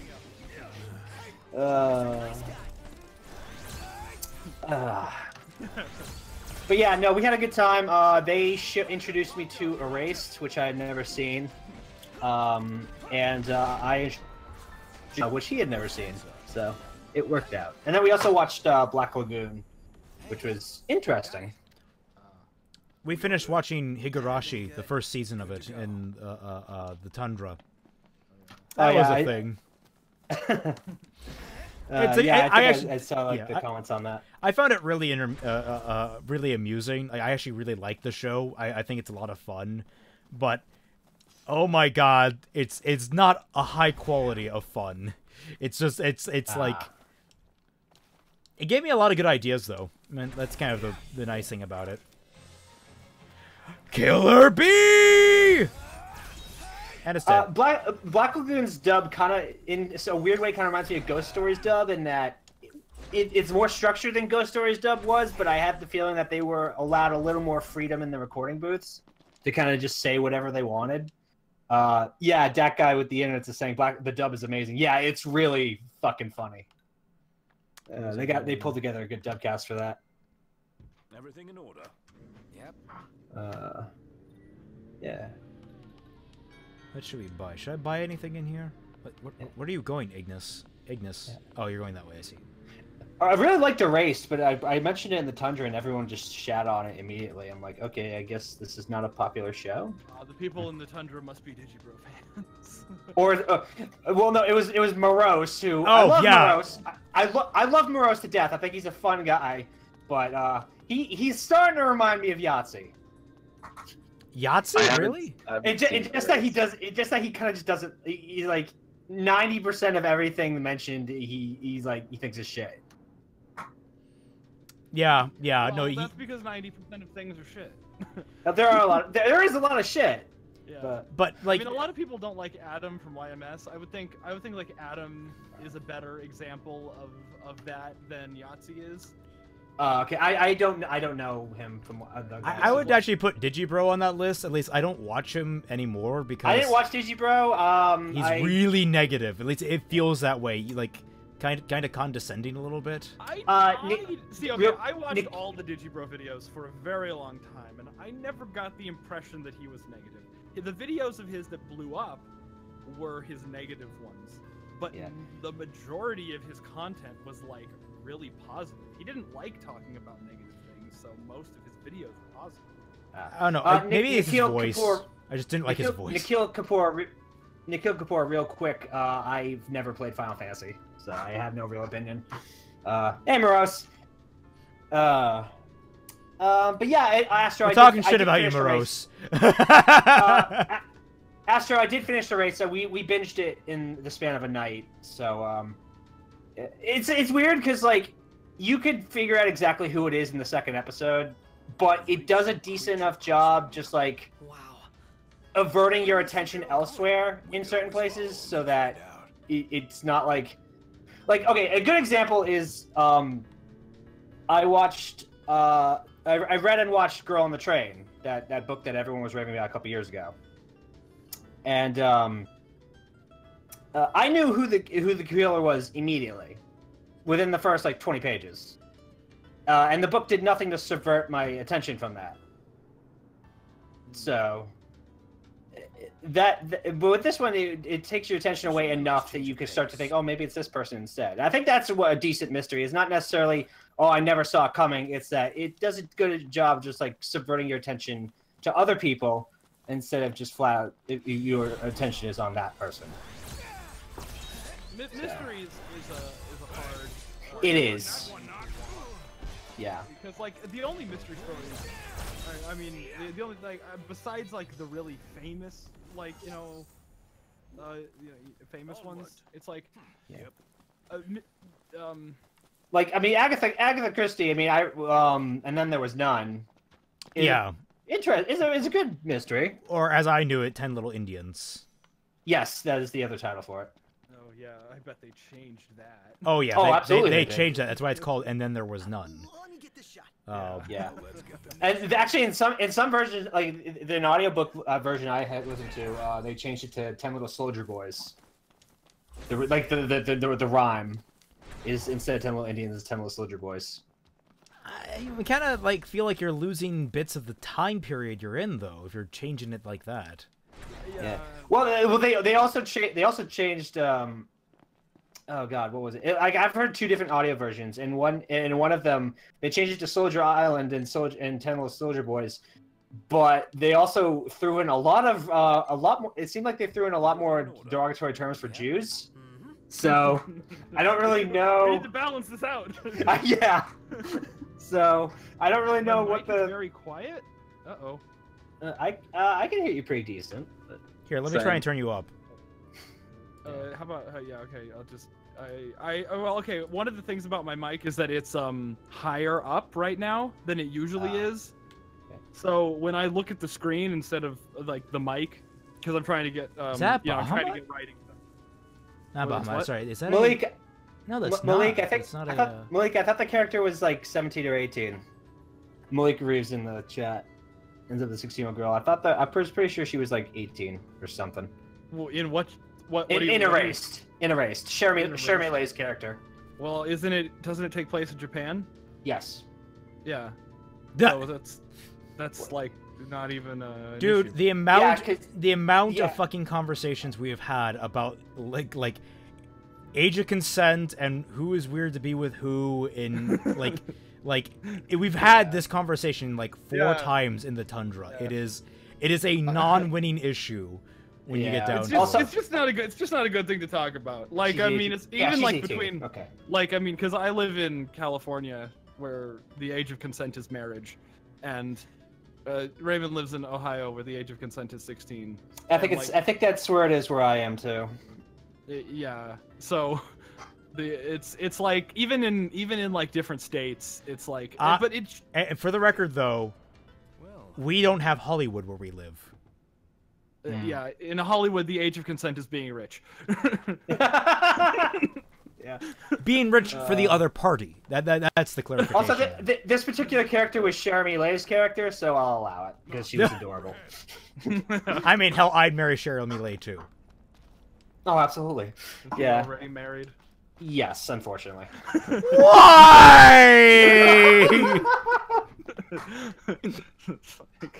Not for long. Wait.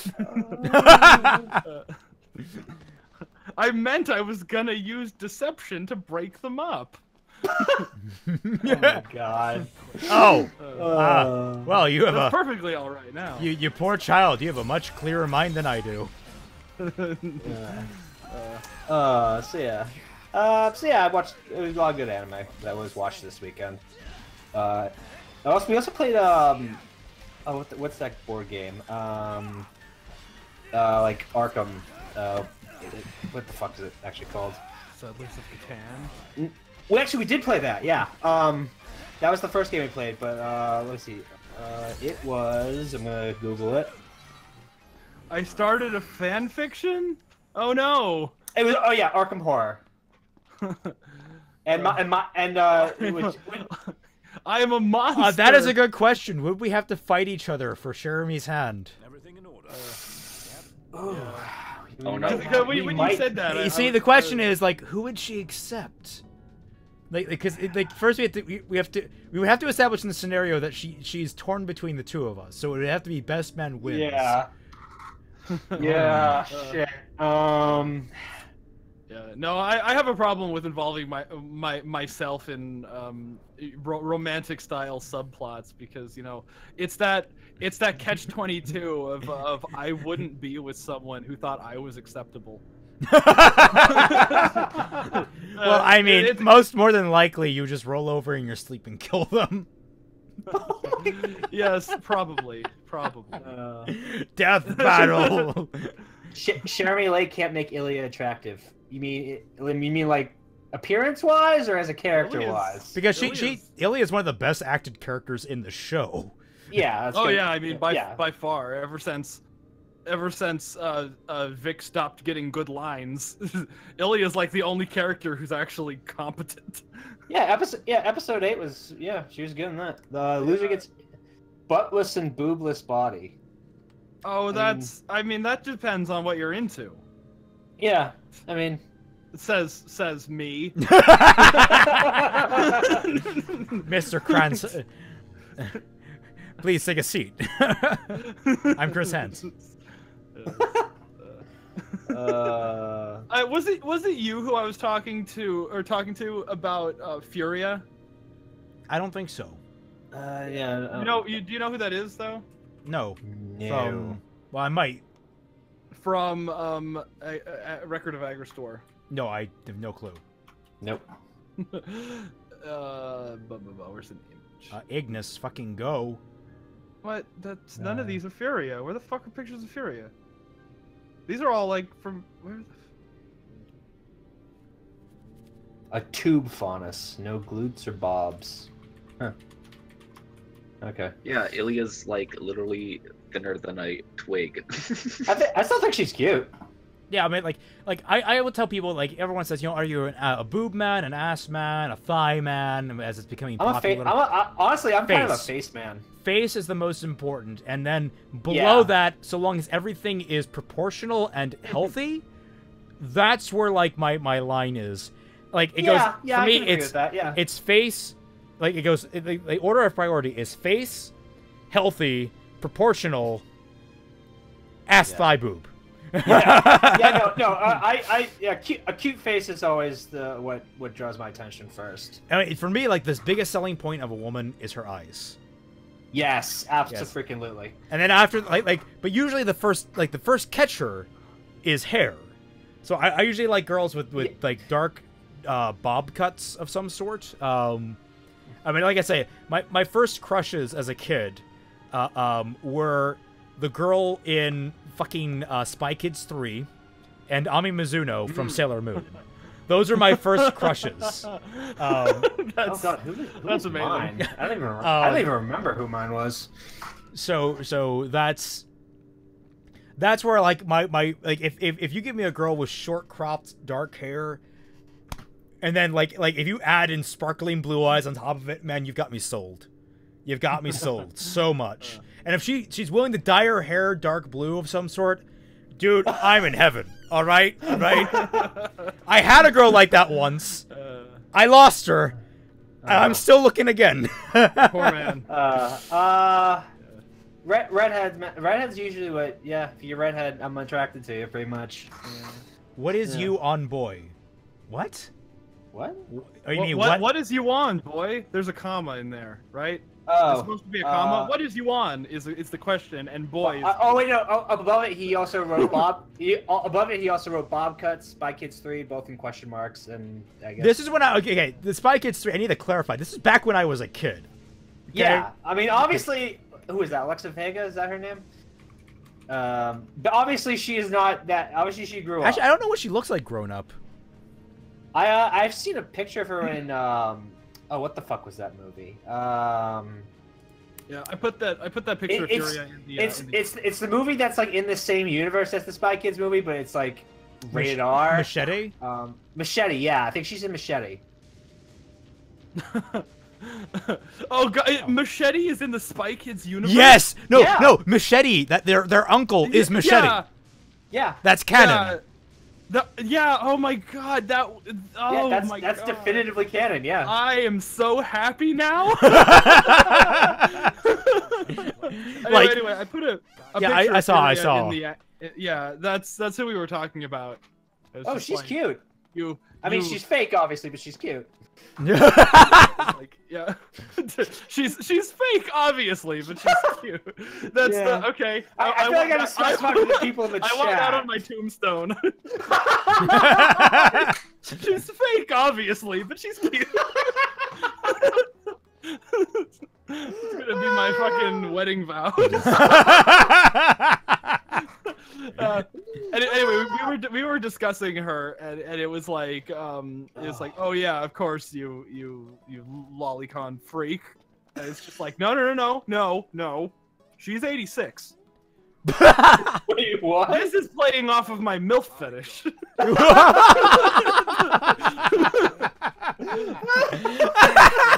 Have you seen Rory from let's see, save. Yes, I want that. You know what? Just keep that quote there, Dr. Pepper. Just like that's a quote I'll stand by. Sure. I have said dumber shit than that, so I will take this. But no, oh, what is it? Rory from Gates. Holy shit! It's Hurley from Lost.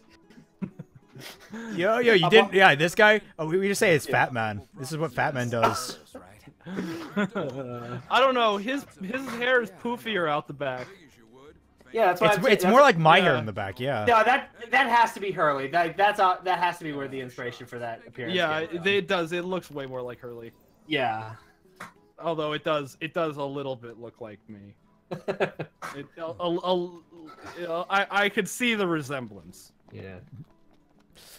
Okay, so here's a question: do you ever get like irritated when people make fun of you for being fat? No. Like, you know?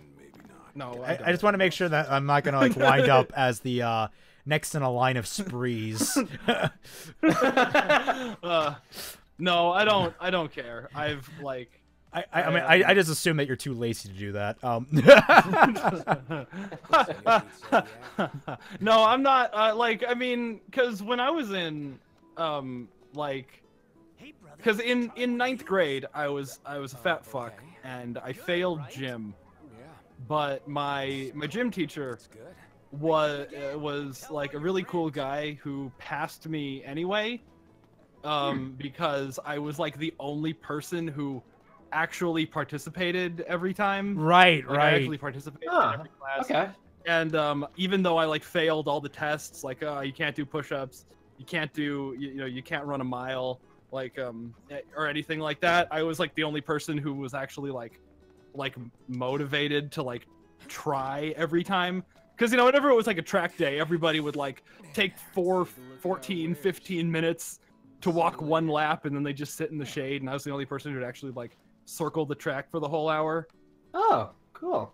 And yeah, so I actually earned an F, but he gave me a C, just because I tried.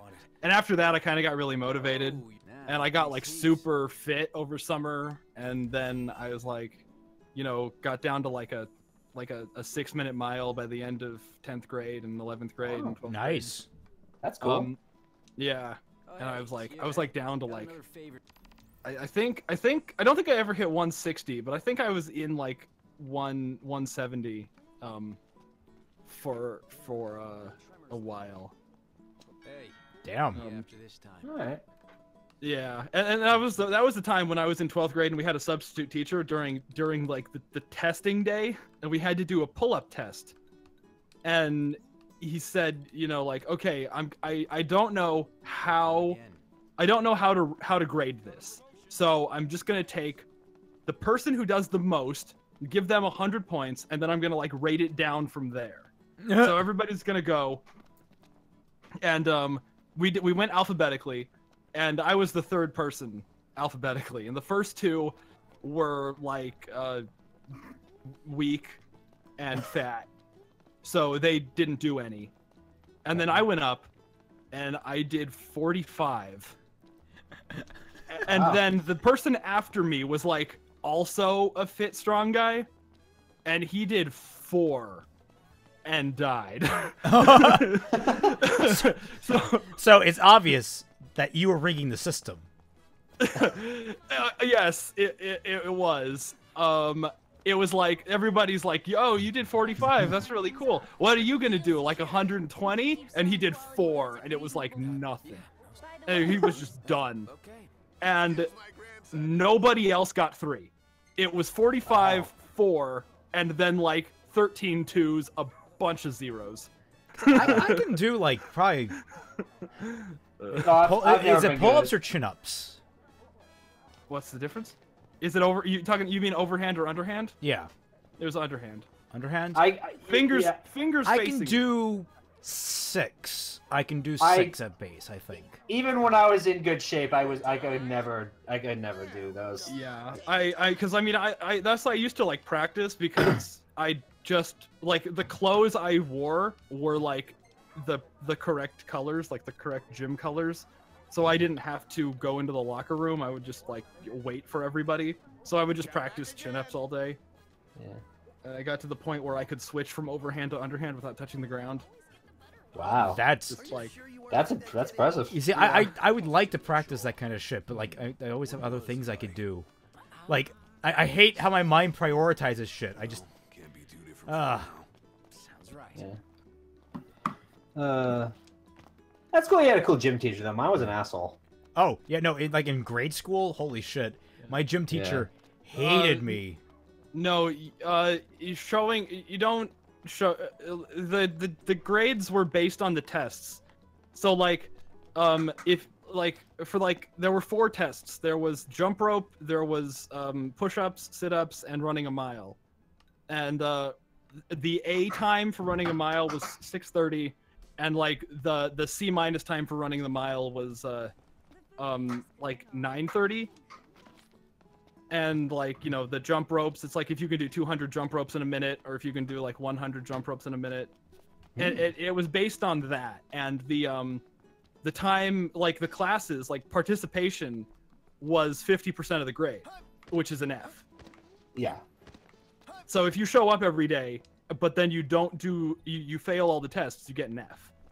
Yeah. But like, since everybody technically showed up, but they didn't participate, I got, you know, my C. All right. It's not like grade school gym where it's just like, oh yeah, oh we took we do fun stuff. Now go and like sit in the shade and play Yu-Gi-Oh now. That was how it was in like 8th grade for me. That's why I never fucking did anything. That's why I got so fat. It was like I didn't have to do anything to pass gym. Yeah. Yeah, no, elementary school gym, I remember we did a lot of fun things. But high school gym, we barely did anything. The heart attack of the cards. I remember when I was a kid, like, I want to say 4th or 5th grade, I was doing chin-ups, and I could only get 2. I could only do 2. But when I got down, I said to myself, I suck. And my teacher heard me. My teacher heard me, and, The finest room in the house available for your she gave me, like, we had a point system for, like, punishment. She gave me a fucking point. Actually, she gave me 2 points. Like, if you get 5 points, you get detention. She gave me 2 points for saying that I sucked. And I'm just like looking back on it, I'm like, you are the worst kind of teacher. Here I am having like a moment of weakness, and you weakness. Just pile on. Yeah, it's like yeah, that's some bullshit. My high school gym teacher, I don't remember exactly what he said to me one time, but it was just like, it was just that one thing that was just like, I was already in a bad place, and that was just the one thing that just like, I'm done. Like I had some kind of like a nervous anxiety like breakdown. I actually ended up going. I didn't even go home that night. I got off the school bus and I walked around the city for like 5 hours. Like I was just, it just whatever he said, it was just, oh man, it was not good. Yeah. So naturally, my parents were freaking out the entire night because I didn't call them. Yeah, not a fun day. Years later, I found out he got busted for a prostitution sting.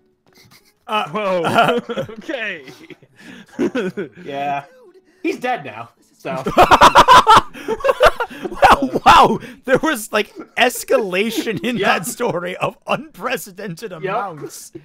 That's the best west you're like, you know, just to end a story with, he's dead now. Yeah. Yeah, no. He was like, I think he was a gym teacher because I went to the same high school that my mother went to many years before, and I think he was the gym teacher when she was there too, or he was like, she knew him when she was there. So, yeah. Oh god, and even then she was like, yeah, he was always.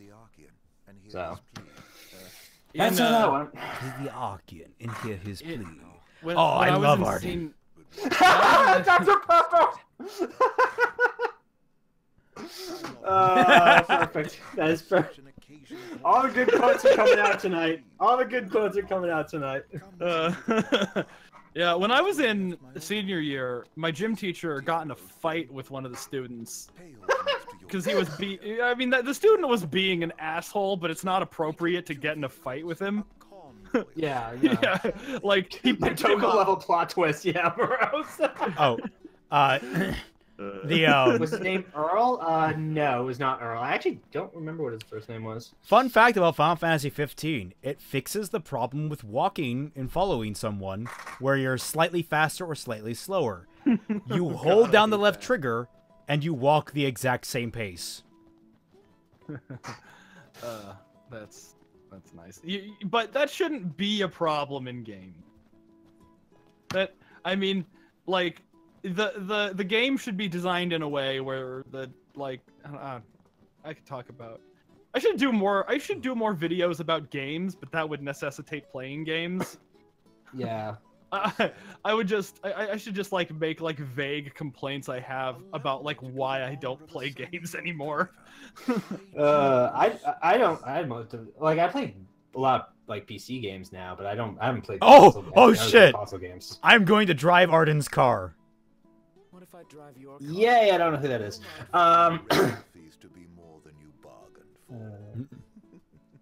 He's this guy. The guy I'm talking to right now. The one with the one with the robes? Yeah, the red hair. Or rose hair, I guess. He is one of my favorite villains. He is just a smarmy bastard. I can't, like, if Watts were good, he would be as interesting as Arden. Oh, okay. Yeah. A review of Prince of Persia. I have never played a single Prince of Persia game, Malik. I could do a review of Prince of Persia. So wait, do I actually? I didn't catch that. Do I get to actually drive his car? Oh my god, that'd be amazing. It's saving.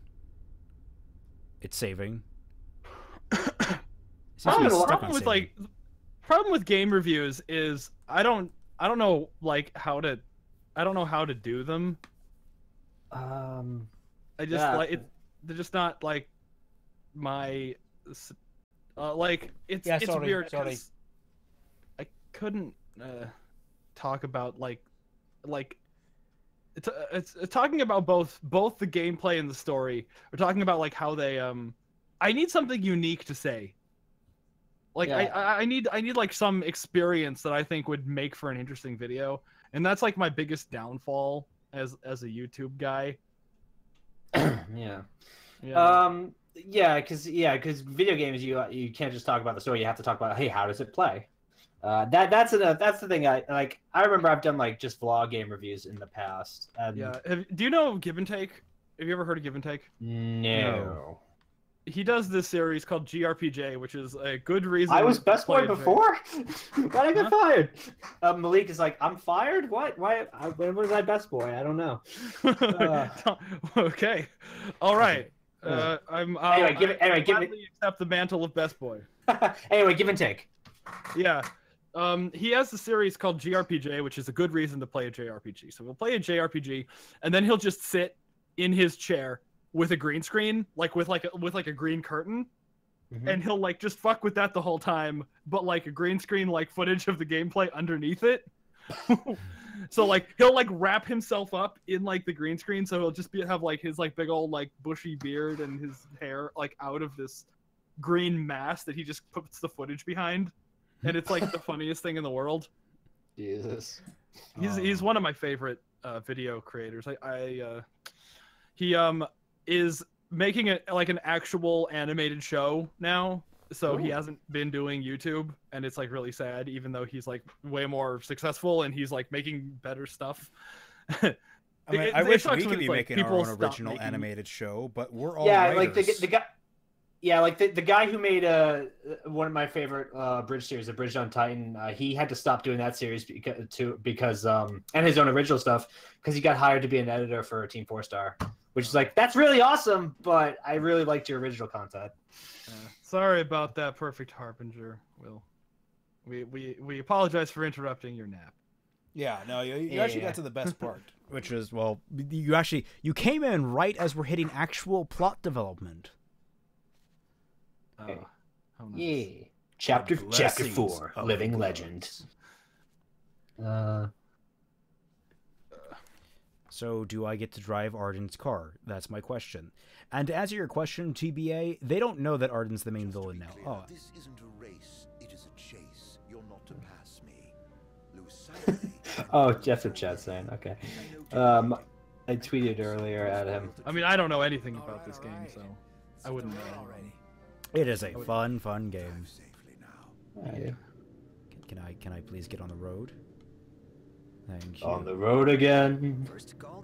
So none of you guys have ever read Two Kinds of Slightly Damned? No, I don't believe so. Yes, I have read Two Kinds. It's pretty good. Yeah, I love it. I read it for the video I'm writing right now. And it's like because I stopped reading it right before they left the Bastion Islands. Back whenever that was, I think like 2009. Oh yeah, I have to really catch up on that because they finished that arc with the island stuff, and then they like. Okay. Here's so sell me on Two Kinds. What's it about? You hit the nail on the head right there. Okay. Well, that's why we came to the plan. Gotta watch our backs. What's it about? Most of the time is honestly spent like most of the time is spent on long trips where the characters just sort of hang out, but the story is about a war that's brewing between the races of the world, and it's being manipulated by the Templars, who are like the magic dudes, for something that is yet undefined in the story. That's the main problem. That like I'm not 100% sure what's going on. He's keeping it a mystery right now. There's some. How long has it been going on? 14 years. So it's like a Homestuck situation. Interesting. Yeah, but the majority of the story, like I mean, 14 years real time, but the story has only taken place over like 2 months. It's mostly like the characters, like a character drama. Yeah. There are some like really interesting characters who go through really interesting shit. Yeah. But the actual story is about a war. The main guy, Trace, is the biggest bad guy in the story, and like a good guy because he got his mind erased after he went like insane and started doing evil shit. He went evil. He got his mind erased, and that's like in like the first part, the first 200 pages. Not that great, kind of confusing. There's like some like magical god figures and stuff. There's this one page that's like, you know, like right after it starts getting really good, around, you know, like page like 197, it starts like to pick way up. But there's this one page that has these like gods looking at Earth, and they have this really vague conversation that hasn't come up again. That was like in 2000 and oh, I forgot about this scene. Yeah, there's like Luna. Your heart at rest. Let me. You know, I'm gonna. You asked about Hose earlier. Here she is, and I don't want to call her a Hose. She's a nice lady. Yes. Oh yeah. Summon the hose. Two cuts. It does sound kind of similar. Like, that's the thing that I'm like getting at in this review. That's actually why it's taking so long. All of the really like vague similarities to how RWBY plays out, because it's like, oh, I think I've seen panels of this. This looks familiar. You know, they've posted a lot in the Tundra. Well, that might be where I see it from. But so it sounds, so it's basically, so you're doing a comparison between it and RWBY, sort of. Yes. So both of our next videos are comparisons between RWBY and other better Two things. other shows. Three other things. You're comparing it to 4 things? No, I'm comparing it. Well, I'm comparing it to 2 shows. I don't know what you're comparing it to. I'm comparing it to 2 webcomics that have both been running for 14 years. Oh my god. That's one of the reasons that this script took so long. So I had to read through Two Kinds and Slightly Damned. And I can't read, so.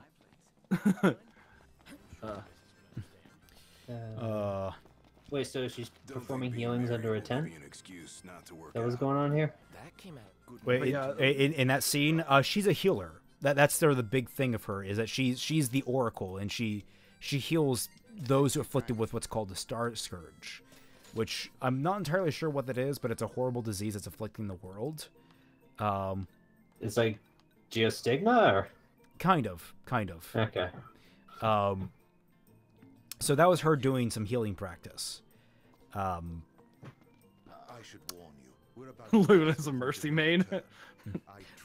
Yeah, Luna would probably be a good mercy main. I actually know what that means. Actually, yeah.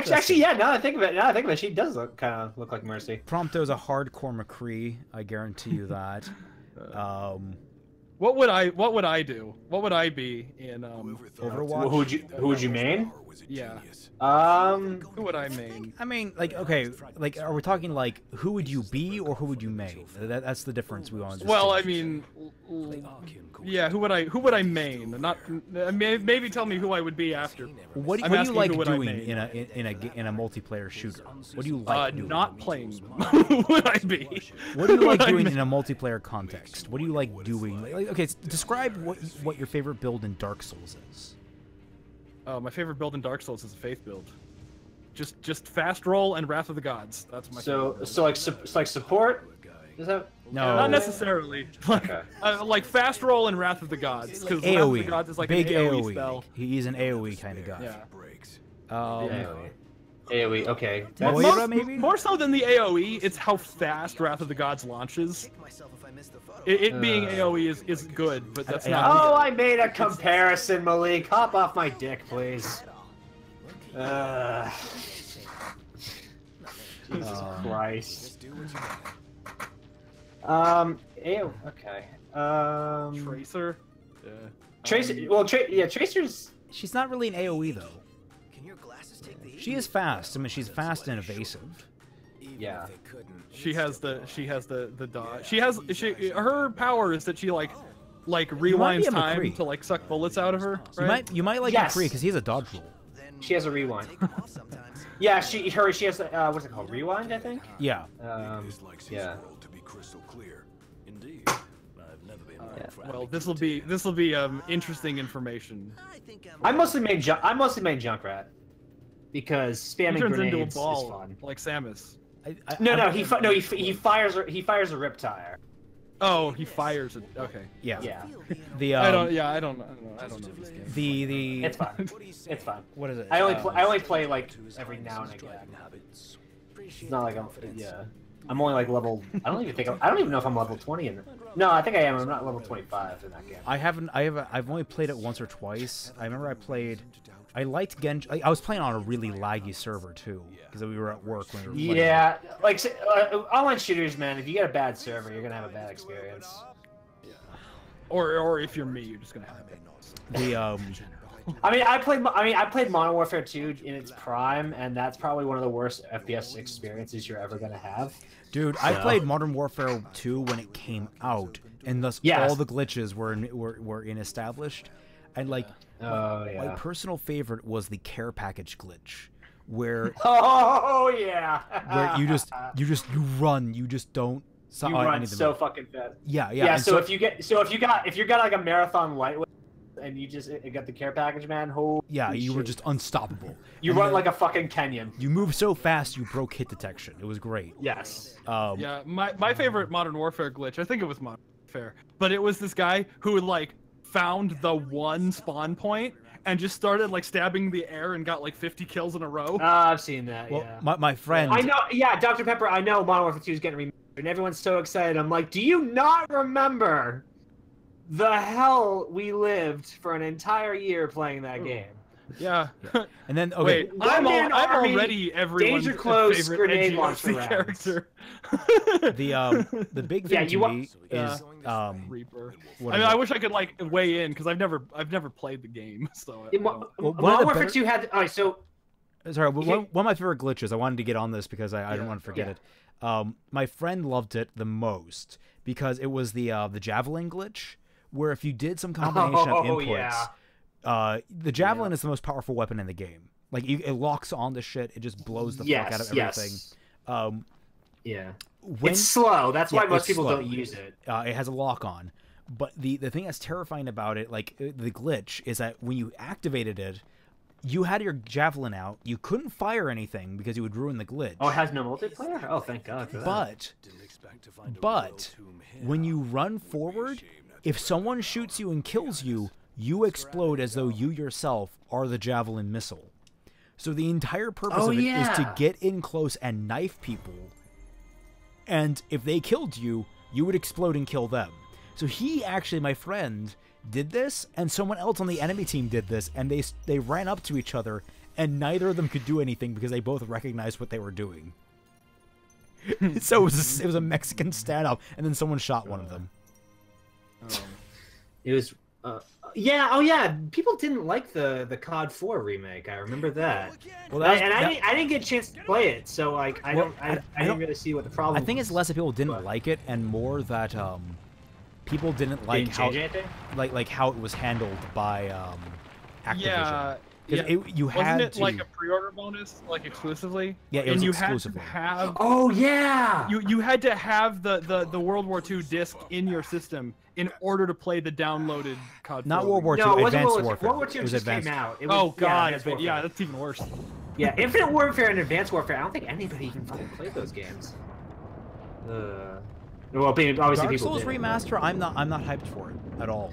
Yeah, no. So for the context, the big thing with Modern Warfare 2 is there was a perk where you could basically switch. You switched out your secondary for a pack that would allow you to switch to whatever class you wanted, without having to die and switch through that method. Then there was another perk that increased the explosive damage on like grenades, grenade launcher rounds, RPG rounds, etc. So combine that with the grenade launcher under the assault rifles, you could just continually spam to a grenade launcher class and just fire increased explosive grenade rounds across the map over and over and over and over and over and over again. Don't get left behind. That was one of the most infuriating things about it. Let's not ruffle their feathers anymore. And then there was also the commando knife. Kind of that was. I liked doing that on days when I was just so pissed off that I didn't care anymore. Gladiolus. That's a weird name. Who named these kids? People who live in Latin world. That makes sense, I guess. Yeah, I have no interest in the Dark Souls remaster. It does nothing. It does nothing to build upon the original Dark Souls. The only way that I would play the Dark Souls remaster is if they fixed, or not the only way I would play it, but the only way I would like buy it is if they fixed Lost Izalith, and there's like a 0% chance they're gonna do.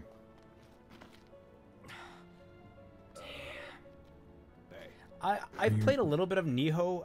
Neo. I'm not really a big fan. Neo. Yeah, I don't think I've ever heard of that. Although it's like a Japanese version of Dark Souls. Okay. The first thing I thought of when I said that was Markiplier's Fatal Frame 2 Let's Play, but that was Mio. But for some reason, that was the first thing I thought. Like Mio. No. The Neo is like, it's like a Japanese themed Dark Souls where it's all set in like Japan around the time of Nobunaga. Nobunaga. And the idea behind it is like you're a Scotsman who came from England for some reason, and like it's all based around like you have different fighting styles that you can switch between on the fly. It's kind of cool, but like I never got into it. Oh shit! Scheisse. Get to solid ground first. Faster. Calm down. Where is fucking Kratos when you need him? You're just getting. Why? Do you need to tap a bunch of buttons rapidly to open a chest? Wait, that's. Is that a thing that happens in the? Like, I've never actually played a God of War game. Oh god, God of War is one of the games where like you need to open a chest. So they'll make you like just tap the A button really rapidly in order to like fill up a little bar, and then you can open the chest. That's his welcome. It's really dumb. It's the game that made that a meme. I think that, yeah, I'm pretty sure that's the game that made that a meme. I wasn't even aware that was a meme. Yeah. I was really interested in Neo, but then I heard a lot of things like they just like it's almost like they took Dark Souls and then unstreamlined it. There are like a bunch of things that are just way too complicated. Get up, Ray Chase. Get up off the ground and run. So okay, hold on. Does anybody know? I have this problem where if I move a window on, like if I pick up a window and I click and I drag it somewhere else, it'll close everything else on my desktop. It'll minimize it to the taskbar. Huh. Does anyone know how to fix that? I've never heard of that happening. Yeah, afraid not. We're all on edge. Yeah. Should have brought us ODM gear to fight the Titan. Yeah, that probably would make this fight a lot easier. ODM? Oh yeah. Oh god, Titan is a crazy Archean. Also, this is a very awkward. This is like the one. Yeah, scene. Sort of. Like that's the same. This is the one scene where this is the most awkward dialogue in the entire game. Like it comes the hell out of nowhere. Yeah, this is not the best location to be having this conversation. Sorry, but I had to get it. We're all having a tough time. I've got this really awkward scar down my face. Don't rush ahead on your own. Hey, Gladio. Your dad, I'm grateful to him. Just doing his job. Oh, that was my actual phone. Isn't that your phone? I'm tempted to actually make this my actual ringtone. Oddly enough, he kind of reminds me of Billy Cohen from RE0. Yeah, no, I get that. I get that. Yeah, down to the tattoos and everything. Yeah, I from when you said Geralt from The Wither, I was thinking, wait, I thought his name was something different, like Geralt of Riviera. You're trying to say The Witcher. Geralt of Riviera? What the Fox News contributor? Yeah. Isn't that the name of the character from The Witcher? Yeah, that is The Witcher. Yeah. I never played Witcher. Yeah. So. Anyway, he said from The Wither, and I thought it was like, wait a second, I thought he was of wait, Rivia, not Riviera. Yeah. Okay. Whatever.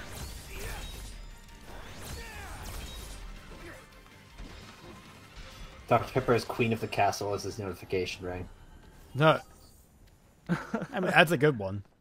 I remember I was on the train when I first listened to the Volume 1 soundtrack, and I was listening to the episode scores, and they kept "I'm Queen of the Castle" in for that, and it was like 6 in the morning when I'm listening to this, and I just started laughing because I'm like, wow, I can't believe they kept that in there. Wait. So technically speaking, the words are actually part of the score. Yeah, it's like, dude, yeah. It's just the score's playing regularly. Then, I'm queen of the castle. I'm queen of the castle. And I'm just start laughing. I'm like, what the hell? Why did they keep that?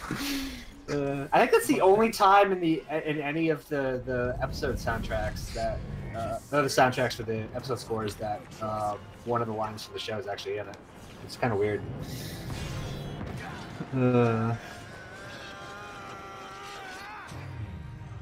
So, talk about a foot job. Yeah. Some people have. Some people have that normal fetish. Incoming! Quick! Call Mega Fighter. Oh, I just got that too late. Oh, incoming. Ow. Oh, thanks for blocking that from me, Glut. How is that one little sword gonna... Okay. You know what? I shouldn't question that. That's far from the thing I should be questioning right now. Well, Volume 1 and Volume 2 had a dual disc from Yu-Gi-Oh! No, they had a 2-disc soundtrack. One of them had the Casey scores. Songs, yeah, and one Casey of them songs. had the scores. I don't know if any of the the Volume 1 and 2 had the dual disc. I started getting them on iTunes after that, so I don't know if the other ones did. Yeah. I started obtaining them legally. I always obtained them legally. Continued to obtain them legally. Shit. No, I bought Volume 1 and 2. fuck. I only have Monster 2, but I needed to review it. So, yeah, I was one of those guys like I want to buy the fee, and then after I have an iPhone now. I have iTunes. I just fucking get them on iTunes. I really hate the slow quick time shit they have going on right now. It's not really quick time, it's slow time. You can just kind of press it whenever and you're good. Uh-oh. What?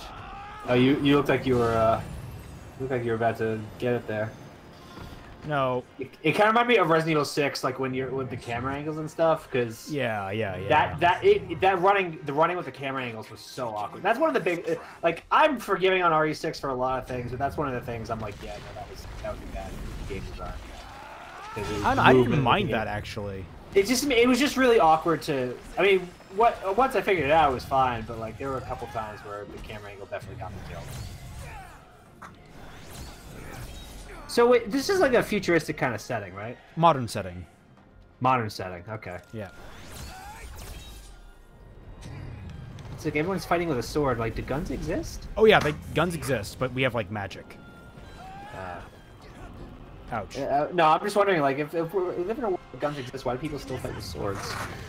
That's one of the reasons why I hate, like, I shouldn't say I hate it. I'm, you know, mostly indifferent towards it, but I'm not a fan of, like, future settings. Yeah. Like, I don't know. I'm like default boy over here. I like generic settings. I like generic settings because they open you, they give you the opportunity to not really worry about anything but the characters. Yeah, I get that. I can understand that, but at the same time, I like really crazy settings.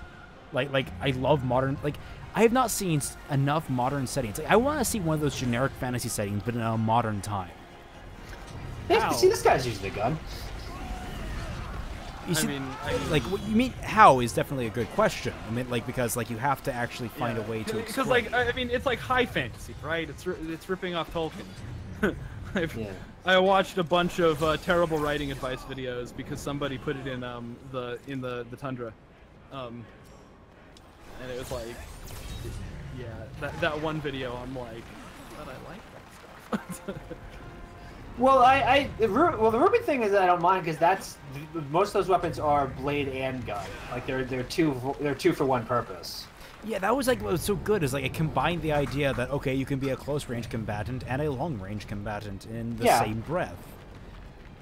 Yeah, so I like that was fine. Like it's like, but I mean if you're gonna on the other side of the spectrum, you got like something like the Gunblade, which is just a blade on a pistol grip, which is the dumbest thing ever. I always think of optimization, like I mean some things are just more or less optimized for things, and there are very slight differences. Is he shooting missiles at his tits? No, I think he's getting attacked by missiles. Oh, the missiles are hitting him. Oh hey. In the spearman shit.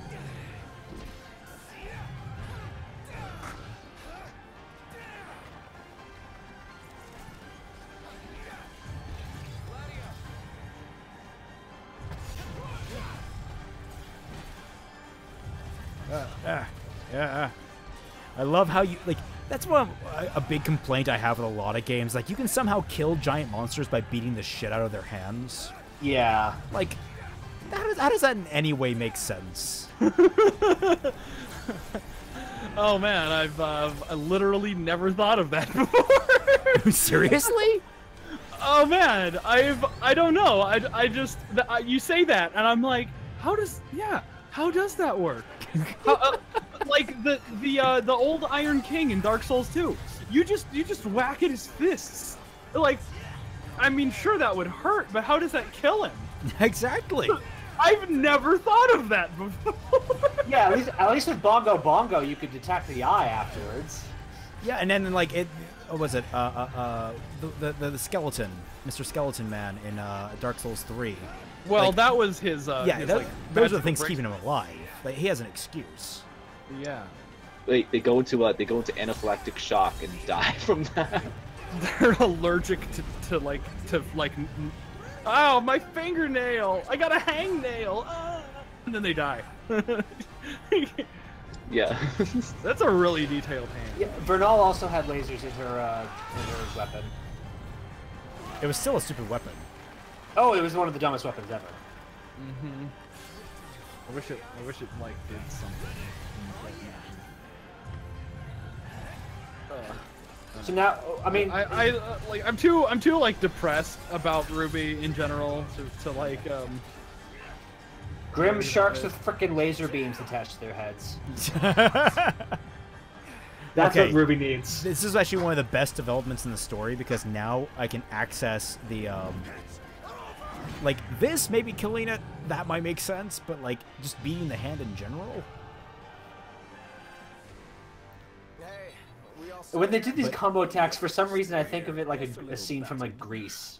Does this mean it's over? Like with like the group of dudes. I don't know why I'm thinking that right now. Maybe it's because the way they're dressed. Maybe.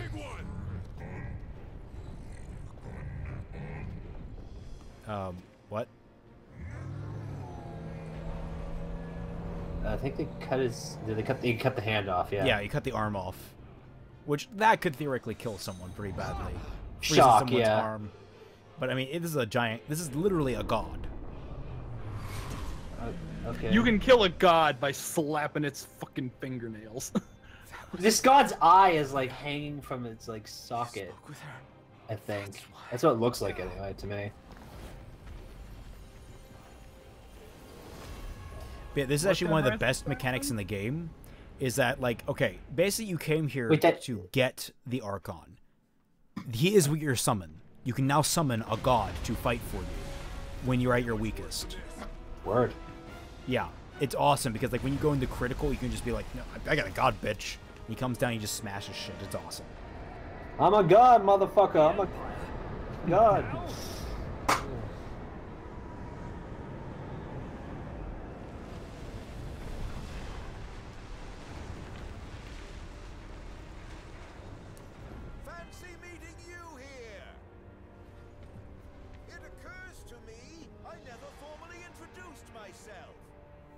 Oh no, I could think of it. It could definitely get worse than that. I think it's funny that Nox is just standing next to a lava fountain, doesn't give a shit. I mean, it's fantasy lava. The Empire now. So, yeah, you this just saw him like 15 minutes ago. The nice part is that, like, you saw that he was part of the Niflheim, but you didn't know how. This is when you learn that he's the fucking Chancellor of Niflheim.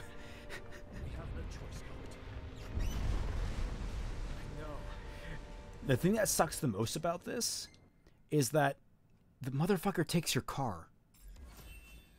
Oh, motherfucker. You don't have a car anymore, guys. You can't even get a taxi. It sucks. Not only did he take your car, he passed out your picture to all the taxi people. Like, no, don't stop for this guy. Actually, I just don't know if there's a system for taxis in this game. I'll save that. That's pretty cool.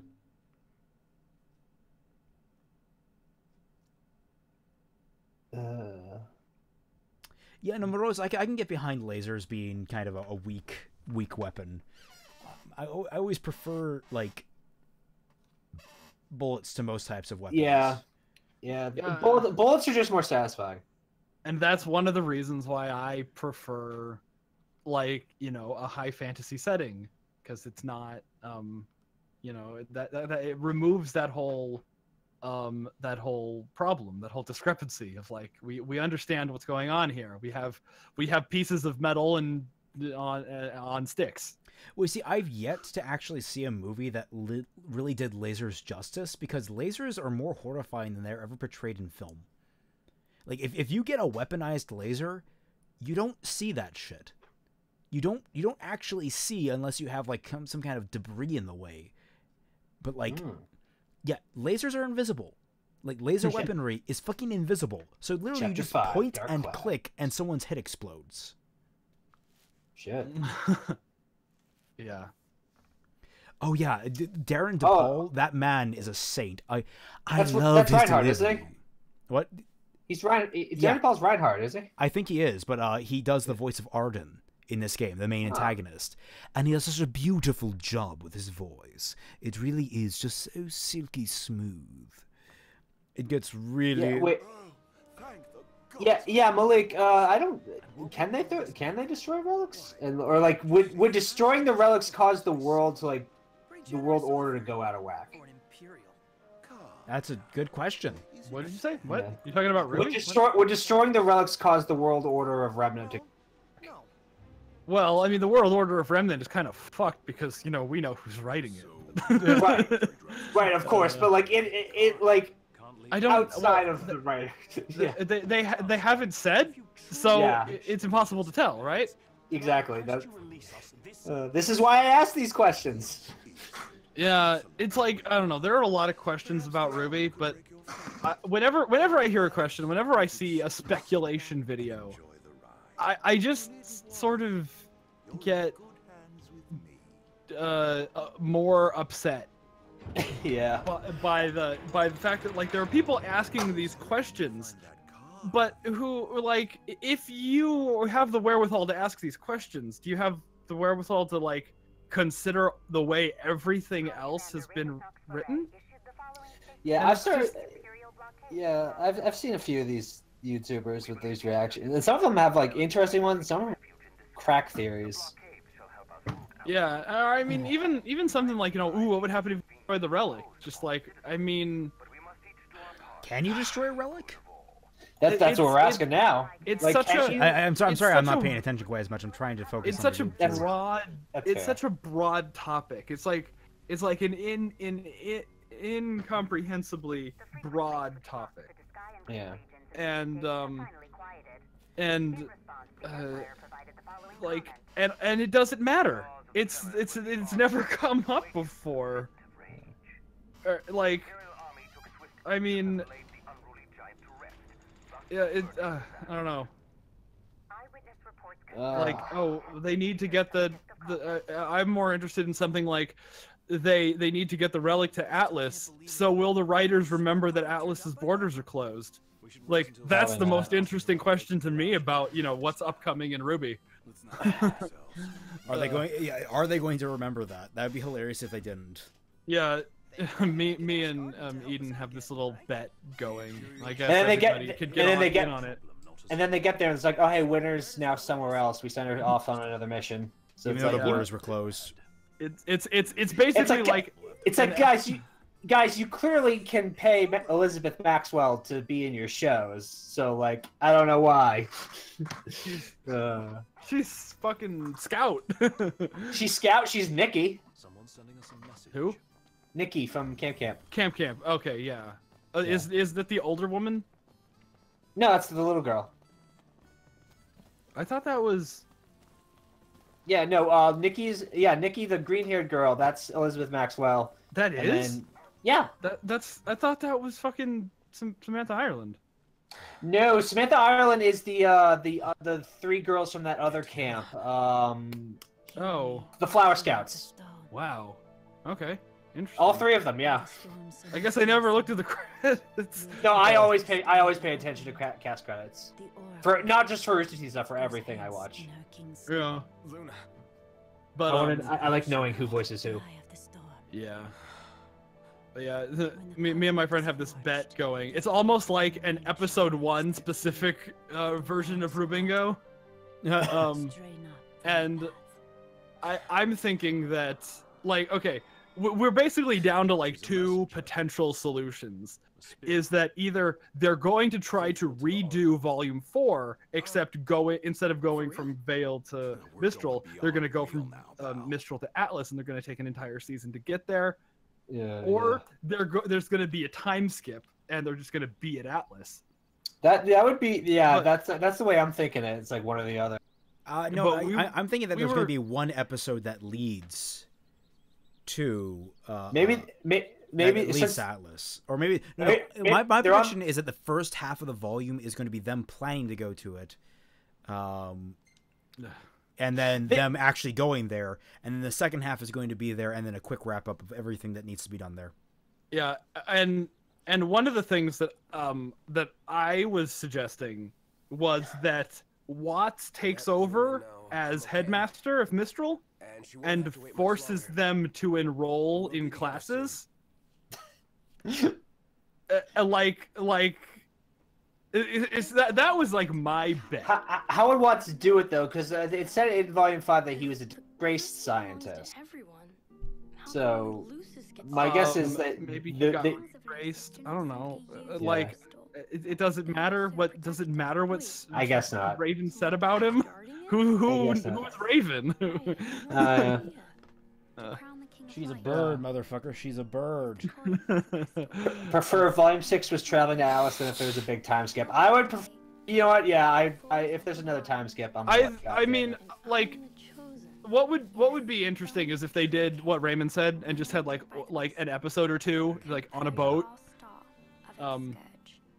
With this captain, so we can finally get Best Ship back on track. Yes, like ship captain is gonna be there, and Ruby is gonna be like, or no, Yang is gonna be like, why didn't you just take me right here when I was on your boat? He was like, well, I didn't realize that I had a whole contingent of women on my ship already. I thought Blake was the first one. Oh god, yeah, that's a good point. The heroes still don't even know Watts exists. Yeah, they don't. That's why I said that. Like Watts could take over.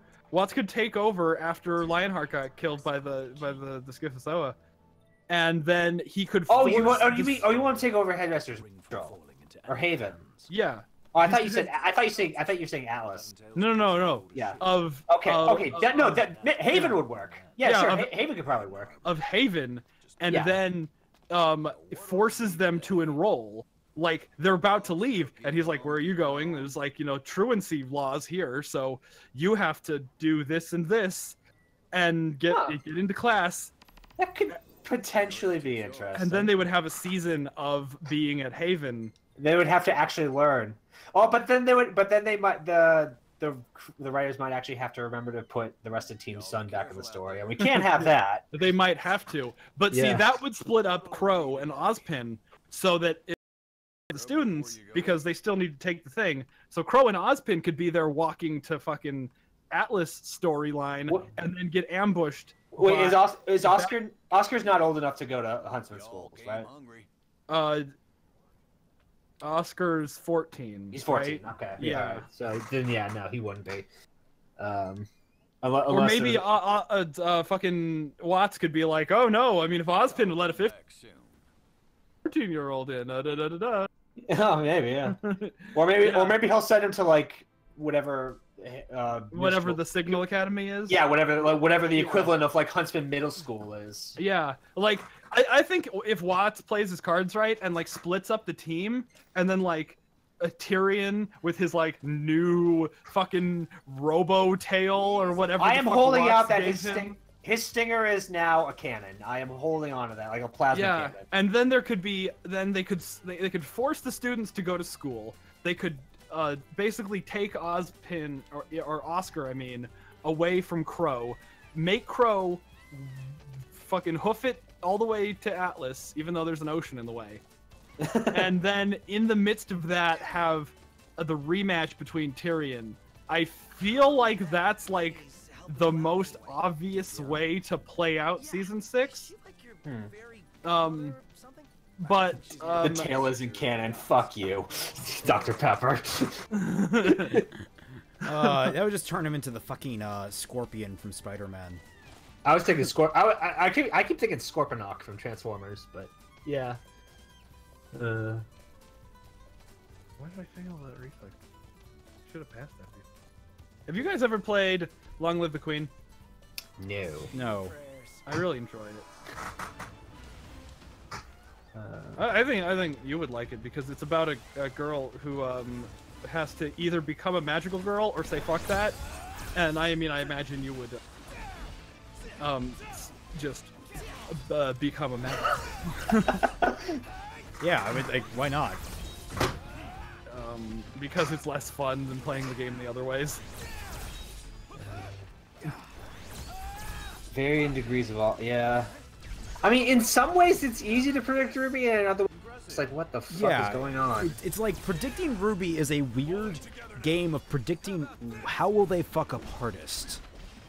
Yeah, it's just like there are things that like should be so easy to predict that it hurts, and then sometimes they'll just pull like something completely ass backwards out of there. Yeah. I want Volume 6 to be a flashback to Team Stark in. Yes, please give me some fucking Stark flashbacks for Christ's sakes. I don't want to see. Hey, what's up? Opening. But I want to see. I don't want to see Stark because I had a headcanon, like a fanfiction-y kind of headcanon story about Team Stark, and I really liked my idea. And I know that theirs isn't going to be as good because I know that Summer is going to be a fucking goody two-shoes. She's probably going to use Scythe. Yeah. What are Hazel, Emerald, Mercury, and Adam going to do now? Adam should probably be spit roasted. Let's be perfectly honest. Adam has nothing to offer her anymore because he's lost the White Fang. Well, that was the only thing he had. All 8 of them that he had. Yeah. Like, I still can't believe he went to the school with that little of reinforcement. Like, you're with all 12 White Fang members. With all 12. I mean, I'm not sure he was expecting any hesitation. What am I trying? What's the word I'm trying to say? Resistance. Thank you. He wasn't expecting the entire island of Menagerie to show up. The entire island of Menagerie that all fit on that one boat. Yeah, but even for fucking Beacon, he had like he brought a good size of like of White Fang members there. Well, but the thing about Beacon was that literally every huntsman who has ever huntsmaned was there canonically for the tournament. That's true. Oh god, I hate this show so much. Yeah, and and Haven, all the students were gone.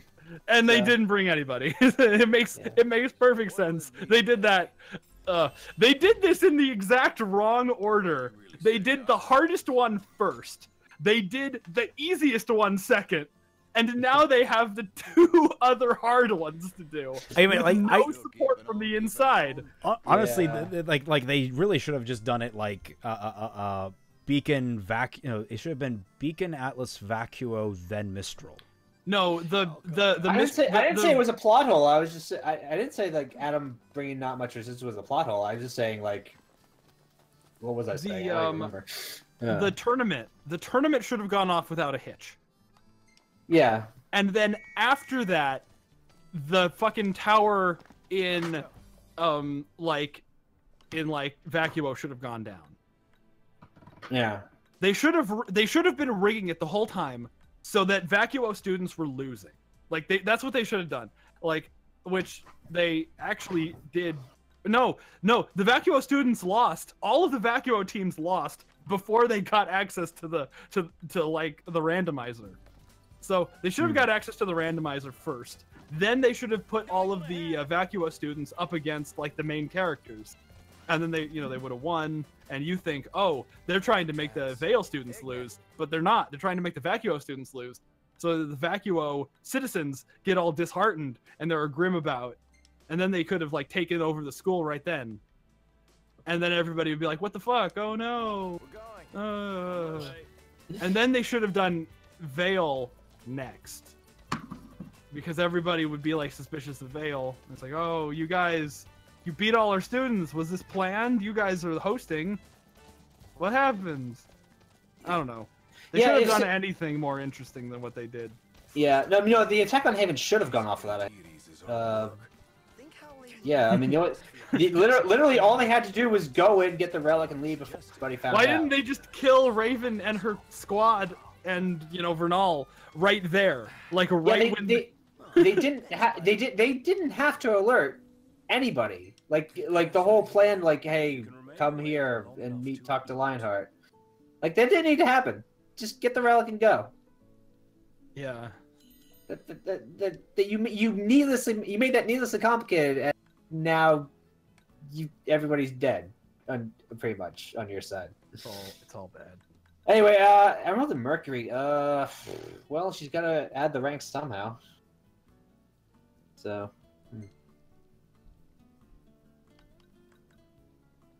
Let's see. Leafy fodder for Chocobos and really boost bird stamina. Galloping speed. Let's do stamina for the bird. Like the thing is, Adam went down in such a bitch way that I have a hard time seeing how anybody can take him seriously from here on in. It's just like, yeah, I don't see any of the villains as a threat. No. Like even Salem with her just murdering the shit out of like everyone. Like if Cinder does come back, she is now 0 for 2 on collecting the relics. I hope she's not. I hope she doesn't come back. I hope she doesn't come back either. But if she does come back, there is no threat to her as a villain because she has not succeeded. The only thing she succeeded in doing is getting the Fall Maiden's powers. She has failed everywhere else. She is Team Rocket. Team Rocket's blasting off again. Oh, did relics are alive and talk. You should have had that.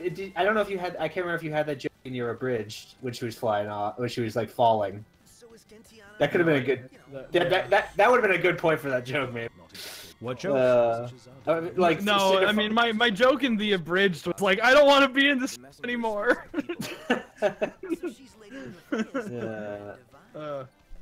Oh man, I should really just make episode 1. I mean, I need to finish the script. I need to finish. I need to make it. Yeah, I'm having a hard time writing RWBY 5 right now, but I think I've actually got a direction to take it right now. So yeah, it's taking a while.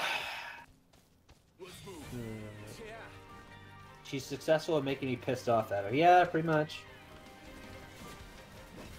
Stop hurting my Pellybird! Yeah.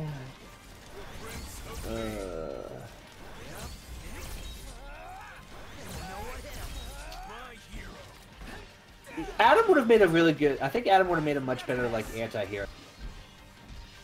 I mean, he is fighting for goddamn exactly like equality. Yeah, like that would have made his character way better. There's so much about this that I want to say, but it's in my next video that like I just don't want to spoil that. Because I have my thoughts on fucking Adam, and I sum it up in like 15 seconds. That's the saddest part is I can sum up every single opinion I have on Adam in 15 seconds. Yeah. It's just there's so many there's so much potential for good villains and characters and shit. I'm just like, you guys squandered every ounce of it. Like it's almost impressive how fucked up they have managed to make this. It's true. Yeah. They should have killed Team Coffee in Volume 3. Why? They should have. Why? Adam never even saw them. Sure, but why?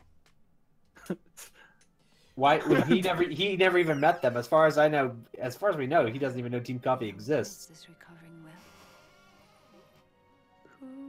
But like, what would that serve?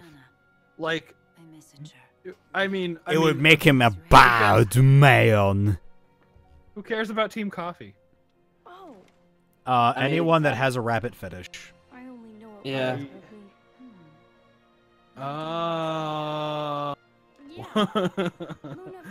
What? Oh god. What? Velvet's not even hot though. She's so plain. Who? What? She's cute. There's a difference.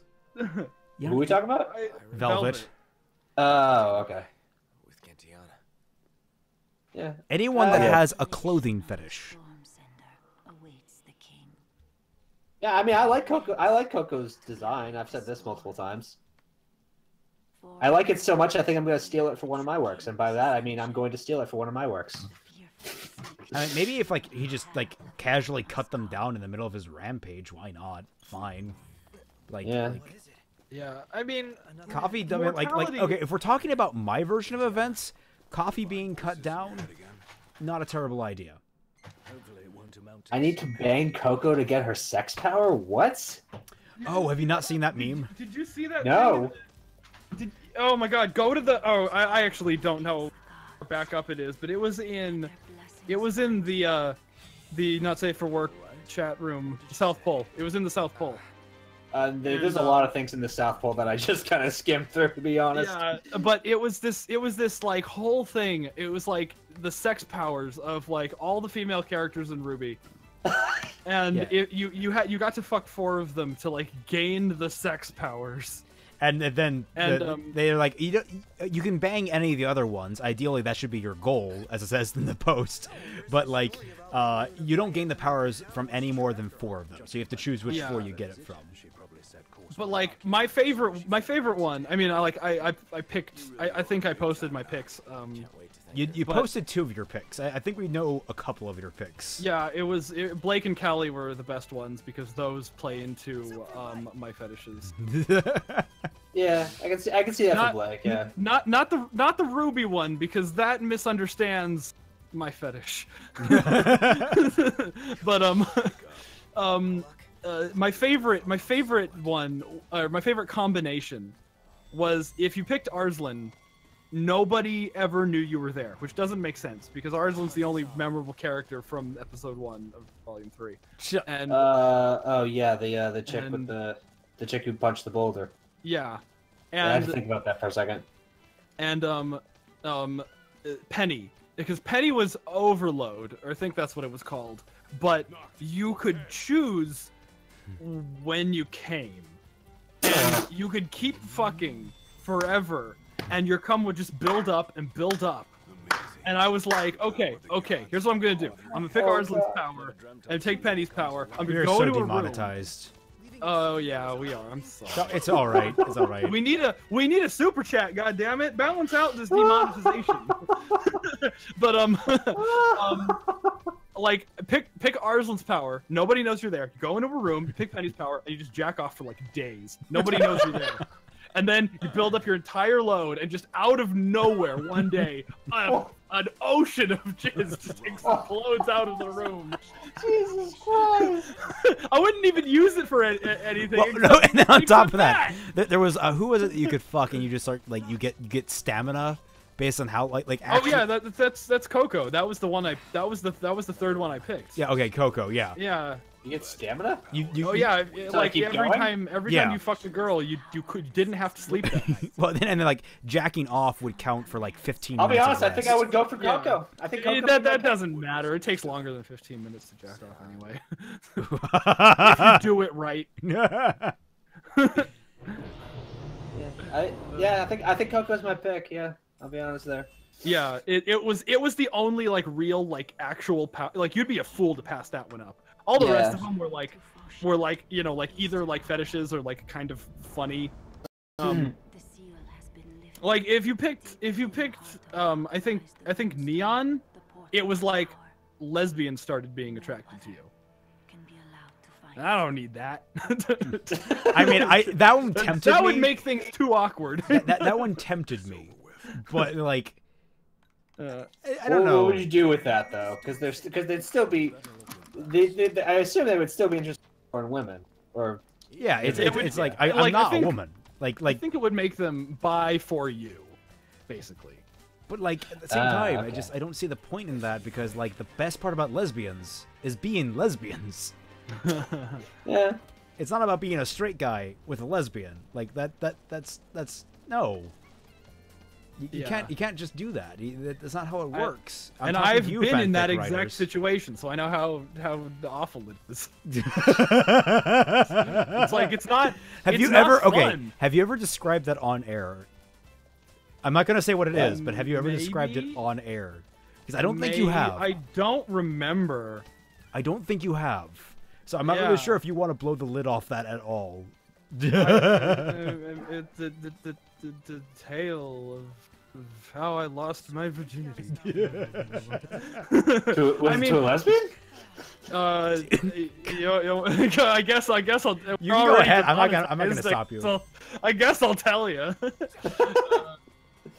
Yeah, no, it was my friend. My friend named Eden, who has she's named Eden, Garden of Eden, named after that. Super religious parents, is a lesbian, got kicked out of her house, and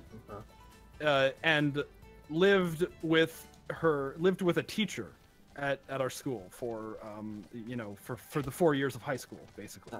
Then when she turned 18, she was like, okay, hey, I'm 18, you're hot.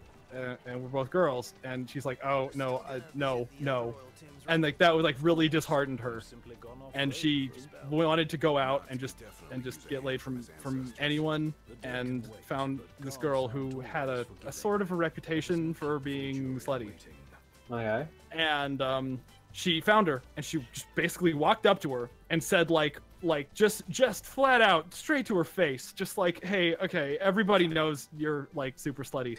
And I'm like haven't been laid in years, and I need to fuck you right now."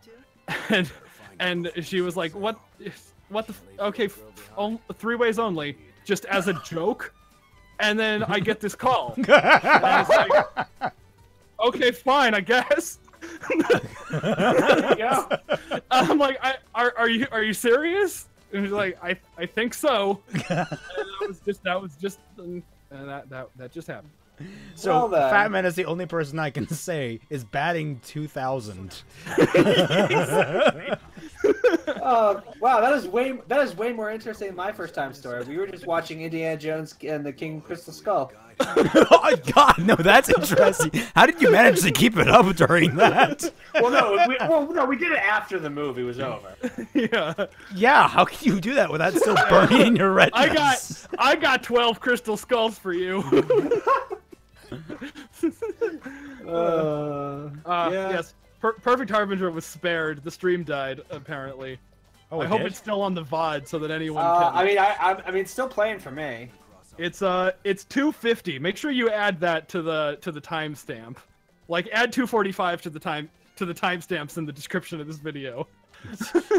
I'm not gonna highlight your sexual escapades. Anyone's. Oh, okay. That's fine. Mostly because they're more impressive than my own. I get depressed. There we go. Now the truth comes out. Thanks, Broke, for linking that in the South Pole. But yeah, that was my The fuck, my stream is That was my fluctuating. fun time experience.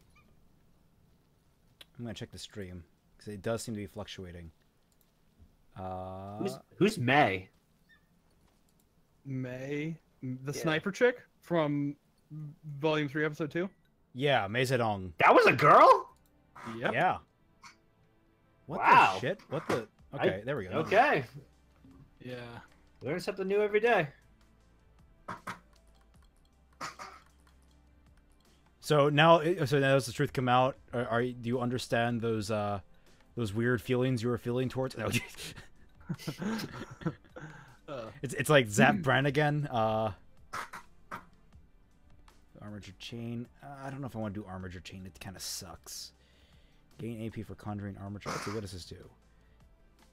Yeah. Anyway, that story does have a happy ending. I don't know. That sounded like a pretty happy ending to me. Yeah. I mean, for them, they're married now. Aw.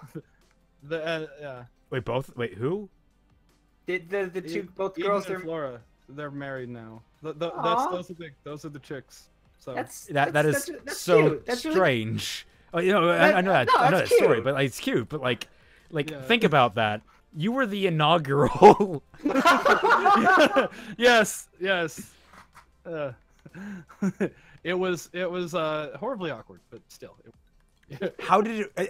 I'm not gonna ask that. I'm not gonna ask like how did you make it work? But like, God no.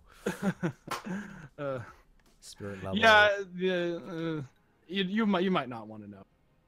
Yeah, the less I think about you in any kind of situation like that, the better. It's in June. Oh. Wow, that late? What is? The Volume 5's DVD release. I swear to God, the DVDs and the soundtracks get released later and later every time. Oh, fuck.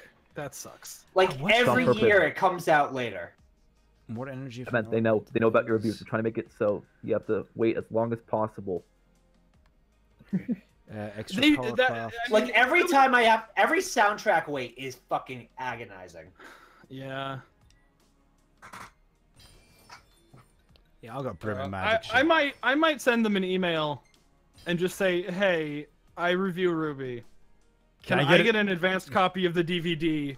Oh my God! Yeah, criticism reasons. Yeah, because I mean that's a thing that happens. People get advanced copies to review. Yeah, I'm gonna. Yeah, I mean, more for games, I think. But yeah, if it's really in June, I'm gonna ask them to review a copy of the DVD for the commentary. Yeah. Wow. I'm gonna see. I mean, I would even happily pay for it, like just to get it earlier. I'm always more excited for the soundtrack than I am because the DVD. I mean, I've already watched the show. I know what happened. I need the DVD. I know. That's why you get like, but like I don't get excited for the DVD because it's like I've already watched it. But the soundtrack is just like, okay, I heard the songs, but I didn't really hear the songs. You know, like because there's other shit going on while the songs are playing. So it's like I want to hear what the episode scores sound like and what the full Casey songs are. There's a Volume 5 soundtrack. Yeah, Volume 4. Yeah, Volume 4 was really fucking long. Like it was only like Volume 4's came out like. I'll be sure to put it in there. Volume 4's soundtrack came out like 3 weeks before RTX. That's how late that was. People. oh, poor Raymond. What? What? And then Volume 4 soundtrack. If you missed the post in chat, I'm not gonna. I see it. Yeah, no, I just live with that fact. Yeah. Didn't you describe your own sexuality as heteroflexible once? Yeah, but you're not the guy. I know. I'm not anyone's guy. Yeah. And then Volume 4 soundtrack came out and everybody got angry at it. How do I make these into the fire guy? Is that? Not me though. I was pleasantly surprised with Volume 4 soundtrack. I liked it quite a bit. Dual cast track. Killcast. The only song I really liked from the Volume 4 soundtrack, and that was mostly just because of the solo. From which one? Volume 4. Yeah, which song did it cut out a bit there? Bumblebee. Ah, okay. I love the solo. I like the lyrics of Bumblebee. The music, the melody. I'm like, it's okay. I really like the fast-paced rock stuff. Yeah, I mean the fast-paced rock stuff hasn't really been good since season 9. They've been repeating the same shit since RWBY season 9. Yeah, no, I like On Your Saving Knees experience. is have No, I read all those terrible Dujins then? Yeah, no, season I've read a lot 9 of has a like season just 9 refresh. has All right. Yeah, season 9 has a terrific soundtrack. The music for Spiral, the episode Spiral, is one of the best tracks made for RVB. I really like the song On Your Knees, but a lot of That's a good people don't song. like Lamar Hall, which I think is crazy. I really like him. I mean, I'm just not a rap guy, but I think I've got nothing against Lamar Hall. I think he's fun, perfectly fun. I mean, I pretty much am a rap guy. I love, like, I mean. I do not like rap, but like I can stand some rap in some places. Like I grew up on Linkin Park, so like having like interludes and shit like that, I'm perfectly fine with. But like full rap songs, I cannot stand. R.I.P. Chester Bennington. Yeah, R.I.P. in peace. Yes. Crawling in. How would the acronym for that go? Crawling in my skin. Crawling in these caves, Crawl. like what I'm doing right now. Yeah. But yeah, like I mean, just the wordplay in a lot of the rap songs I like is just so brilliant. Contact is such a good song for okay. For all of RWB 13's faults, the end credits song version of Contact is fucking beautiful. So, yep, yeah. Walk in. But yeah, no, I remember not liking season 10 soundtrack, RWB 10 soundtrack all much. Like that's one of the few soundtracks that I have in full. And like, like the episode scores are terrific, and Forever is like my favorite song of Casey's like ever. But the other songs I was just kind of very lukewarm or not liking of. Oh yeah. I can't believe it because like when Sync pointed out that they're all the same song. Mm-hmm. Oh, Gladiolus. Yeah, I kind of got that. I kind of got that picture kind of quickly. Like early on with like everyone always said like the story was in the soundtrack. I'm not sure how true that is anymore. I don't think it's ever been true. What's up? No, I mean Volume 1 you can make the argument that it was. I Even mean, there Volume was 2 a to lot of extent. speculation Like, in like who the voice of the song was in in the songs from Volume 1. Especially Red Like Roses. Yeah, Red Like Roses part 2. And then like now it makes a lot more sense for it to have been Raven. Yeah, yeah, that's true. Yeah, and everyone always says that, you know, you listen to and like you get Cinder's entire character or motivation or reasons from it. Which I mean, I've listened to Sacrifice like 300 times and I still don't really fully. That also doesn't make it good. Yeah, I mean, I like Sacrifice fine. Like I love Volume 2 soundtrack, but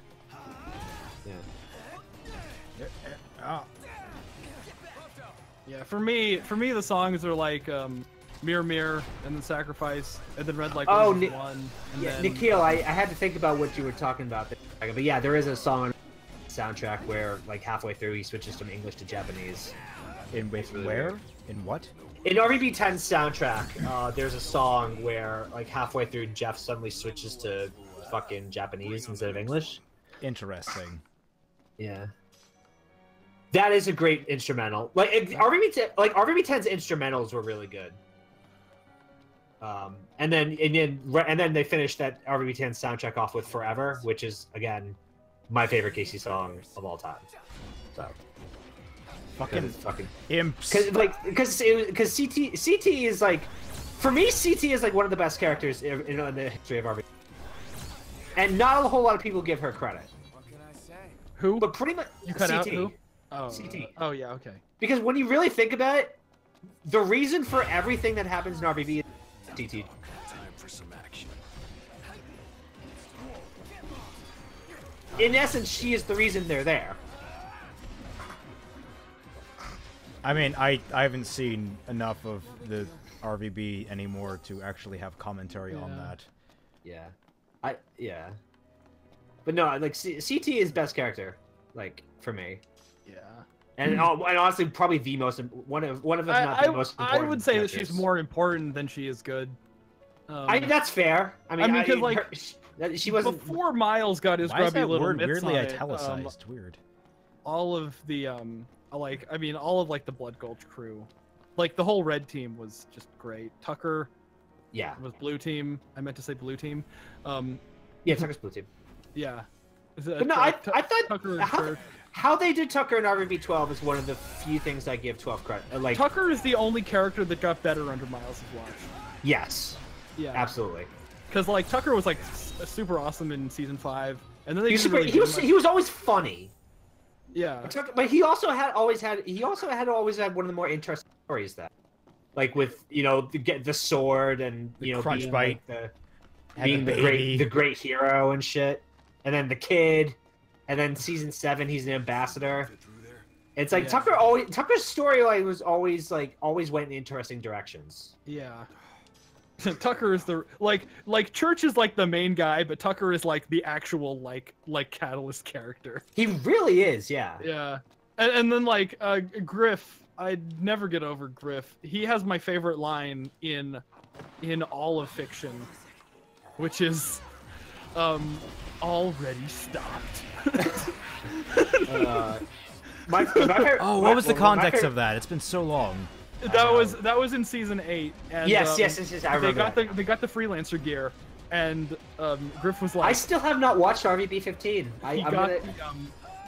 He got the invisibility, and it was like, you're gonna take naps. You're gonna turn invisible and take naps, aren't you? And he's like, yes, I'll be unstoppable. Yes. You'd be the opposite of unstoppable. Already stopped.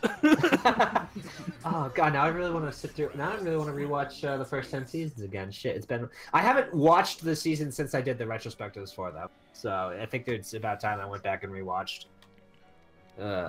I can't go back to them because like I've watched the first 5 seasons too much, and I just don't laugh anymore. And it's like I kind of still enjoy them a little bit, but it's not upsetting enough. to not laugh at it. Yeah, it's just like. Everything I've heard about 15 makes it sound like it would be a great show. A great what? Everything I've heard of 15 sounds like it would be a great season of a different show. Interesting. I don't know. If season 15 would make me apologize to Miles, I don't think it would be a great season of anything. Yeah. No, like I feel like it would replace the electric chair. I feel like it would be a great replacement for that. Well, no, like people tell me like with things that happen in RWBY 15. This should be really cool if it wasn't Red versus Blue. Like if it was its own original product, like I think this would be a lot better. But I'm saying that based off what people have been telling me. I should just nut up and watch fucking 15. I know. I'm gonna buy the DVD, and then at that point, then I will just binge the whole thing. I took 15 off when I heard Joe Nicolosi was taken over as writer, because I hated the fucking Brick Chronicles episode that much. What episode was that? The Brick Gulch Chronicles in RWBY 14, like the Lego episode. Oh, I fucking hated that episode so much. When I heard he was taking over the writing, I just took 15 off. I mean, the fact that anybody actually watched 14 is amazing to me. I had to watch it for obvious reasons, but okay, there are good skits in 14, but there's also a lot of bad skits. After season 10, the only good skit I remember is the training exercise that Wash is putting everyone through. At the beginning of 13? It might be at the beginning of 13. I don't know. Oh wait, no, you might be talking about 11. It might have been in 11 because that was with. Is that the one where they very clearly show Tucker get shot in the face twice? Yeah, I think so. And then then Caboose runs through it with no problem. Is my audio cutting out? Somebody's. Unless all of our audios are cutting out, you clipped out a little, but that was a while ago. Yeah. Okay. I don't know how bad the stream delay is. Yeah, that's a good question. But it's the one where in the end, Caboose is just guns it and beats it in seconds. Yeah. That's season 11. That's season 11. Yeah. I need to make a video about season 11. I need to make a lot of videos. Get over myself and release videos. I need to make crossover.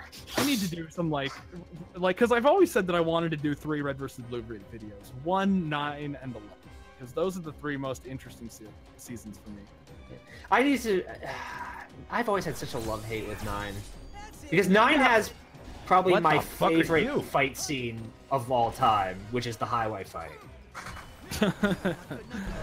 Yeah. I mean, I don't even really care about the freelancer stuff from season 9. I think the freelancer better in season 10. True.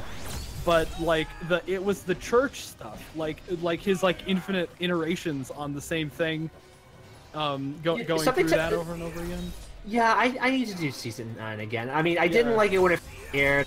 Still wasn't a huge fan of it when I did the retrospective, but I need. It's like one of those seasons. I'm like, I gotta watch it again, because like at some point I'm gonna hit that point where I'm like, no, the season is great. My perception of it has always been shit.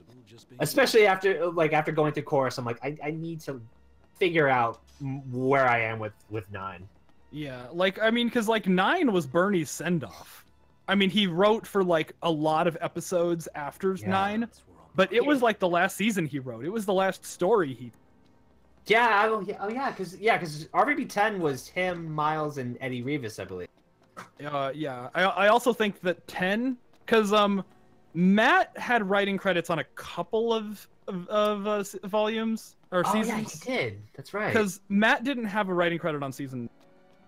It was just Bernie. Bernie did one, and I think Matt had a writing credit on some of the free recreation stuff. Maybe I have to go back again. It's been a while. Yeah, and also I have the complete box set that they did years ago with the first 10 seasons all in one thing. So I could probably go back and look at that. Welcome to the part of the game, by the way, where you check everywhere before going to the place you're actually supposed to go in order to make sure you get all the cool shit. Yeah, 10 was the season I always, like, 10 for me was, like, once I was done with 10, I was like, that was, because I actually took season 10 off after 9, like, I just needed a break, and then I came back and binged it all in one day, and I'm like, oh my god, this was phenomenal. Yeah, it was, for me, watching the little, like, bonus DVD, because I bought the Blu-ray thing, you know, like, the 10-year Blu-ray collection. Right. And that came. Oh yeah, that's what I have. The 10-year. I think that's what it is. 10 year. Yeah, and that came with a best of, like, award ceremony DVD. That just like. Yeah, I have that. I have that too. Yeah, I didn't get it with the box set because I got just the regular DVD one, but I did end up buying that best of. Yeah. Actually, you know what? I don't think I've ever watched it. I own it, and I don't think I've ever watched it. It is really telling about how bad season 11 is. It is like. Spectacularly because Miles wrote that. Miles wrote all of the skits in that. Really? And there is I don't know if you do you even care if I tell you how it goes? It's an award show. I barely care about the Oscars. So. Yeah. Okay, so the scene that won best scene of Red vs. Blue was Sarge's speech at the end of season 10. His speech where he was like, I'm giving up on this whole Red vs. Blue thing. Come on, that was 8. That was season 8? Yeah, that was season 8. Yeah, because then he came back and just like, you know, I'm not asking you to go with me, but you know. Yeah, that was season 8, not 10. That was the best. That's my favorite Sarge moment. Like that was like holy shit. That one best moment of Red vs. Blue overall. Yeah, I'd give it to him. Yeah. And Miles wrote the skit around that and the acceptance speech around that. But then in season 11. He completely retconned out Sarge's character development from that scene. He did. And oh boy, have I been... And he knew before writing season 11 that everyone's favorite moment of Red vs. Blue was when Sarge developed as a character. Sarge's always been my least favorite character. Up until that moment, right? Up until that moment, yeah. Yeah. And then I loved him. And he did away with that. Yeah, so much so that when I did the Revelation retrospective, that scene where he's just gunning down the meta, like charging at him, it just cuts to me and I just salute him. And I'm like, you know what? You go. Yeah. But season 3 of Chibi is the best season so far. There's been some pretty... I can agree with that. I can kind of. They haven't done any junior detectives, so that's I know. I feel so weird. And now we're on a break. Yeah. Now I feel like Ross from Friends, where we were on a break. Like I'm debating like opening up the pool again to like if people want to like adjust their wagers or whatever. I mean, what if every other because didn't somebody say that like literally half the sketches would be junior detectives? Someone said half. Some of them said none of them. It's that person is probably Tom Alvarado's alt account, and he's like, these suckers, I'm gonna. He secretly follows you. He's secretly your biggest fan. I mean, I've retweeted directly from him about the RWBY Chibi stuff, talking about the junior detective skits, so that's possible. Yeah, I mean, yeah. I always thought that like Tom's sketches were funny. Yeah, I mean, well, we've talked about this. I've too. Wow. I will say there've been some enjoyable skits this season so far. The Penny Ruby skit from the episode was really cute, and I guess he wrote that with his daughter. Some gods are friendlier than Oh yeah. He said, I saw that on your Twitter. Yeah, I responded to it. Like I don't know how old his daughter is. Like that's cool that she wrote that little cute bit. Yeah. I thought the last episode was like not very good though. I didn't like the first skit in it. This honestly like it sucks that the villain skits are like the one skits where I'm like, oh okay, I'm done. I think chibi villains may have started to. I think they've started to hit their point of like, okay, I think I'm getting this, which is a shame because the chibi villains were always my favorites. Yeah, I mean, Chibi Cinder is. Chibi Cinder is great. Chibi Neo. I love the Wile E. Coyote sign. Yeah. See, I'm fine if Neo's in Chibi. I just don't care if she never comes back on the show. I don't. I mean, It's just, like if she comes back, great. But like, I'm not gonna like lose my shit if I never see her again. I wanted her to wait. Hold on. I don't think I can say this. What about your fixing Ruby thing? I think. Were you gonna use my Neo idea in your Ruby thing? Oh shit! What was your Neo idea? I'll type it. Yeah, I'll type it. One question: when do we retrieve her? I'd say now. Blake's ninja skit was pretty amazing. Oh yeah, no, I'm not using that idea. No. Okay, all right. My Neo headcanon. I know it's something that's been denied by the writers in epic proportion. But my idea was always that Neo was Roman's semblance. That's a really weird semblance. To just like project, because Monty said that Neo was based on his wife cosplaying Rule 63 Torchwick. Actually, it was based off one of their friends' cosplay. Oh, whatever. Because Sheena actually herself corrected me on that when I tweeted her at. Oh, okay, yeah, okay. Yeah, but it was like, it was based, and so like there is no canon explanation for where Neo came from.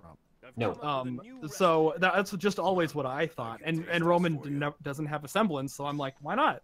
But that would mean that she can't come back, and I would be okay with it. If, like, that'd be interesting. There are very few things that Neo could do that would make her coming back be like a really good idea.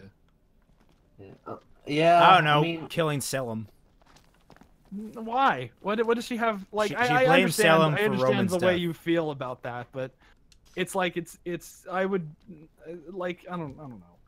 Honestly, I would like to see her come back as like a protagonist, but like I recognize that she like many other elements of the story have no purpose. I want somebody to find her, somebody from Beacon, to like find her, or no, I want it to be like a long game where it's like 10 seasons later they come back to Beacon and like Neo is there. She's the headmistress. She landed. I mean, because she landed somewhere in Vale. And she was all like beaten the shit out of, and then she just went to Beacon, and just became a normal student there. And then after 10 years, it's just the RWBY girls come back, and they're like, Neo! And then they like but she's just been living there for 10 years and nobody cares. Yeah. Yeah, I mean, they're probably gonna need a new headmaster. I mean, Osmond's not coming back, and see Glinda again. God, I remember talking to my friends about like how I would handle the beacon thing. Yeah. And I was just like fucking around, and I was like, okay, no, I want Kristen Chenoweth to play Glinda's older sister, and have her step in as like the new headmistress of Beacon, and have Glinda be like, "Fucking bitch, I was gonna do this," and have them be like against each other, like which one of them is like wicked, and which one of them is good. Yeah. And have like, you know, just the like, and mostly it was just the joke was Kristen Chenoweth was in RWBY, but I still liked the. I mean, that. if Glinda does come back, she's obviously gonna have a new voice actor. Which they've already done that with Yuri. They did that with Yuri, yeah. It's gonna be, I swear, it's gonna be Tara Strong. I mean, wait, doesn't Tara Strong already voice some? Oh, is that Tara Platt? Tara Platt. Okay, that's Callie. Okay, maybe I'm honestly thinking Colleen Clickenbeard. Interesting. Colin who? I mean, Colleen Clickenbeard. Lilith. Riza Hawkeye. Ah, okay. Yeah, no, I can see Riza. Oh my god, yeah. Yeah. All right, I'm gonna call it for the stream, because like we have already made two points of progress in the story.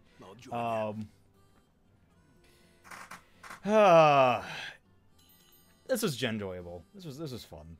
I love doing this kind of just chill, kick back, maxing all cool, playing some b-ball odds. Oh my god! Look at Gladio and his sick moves.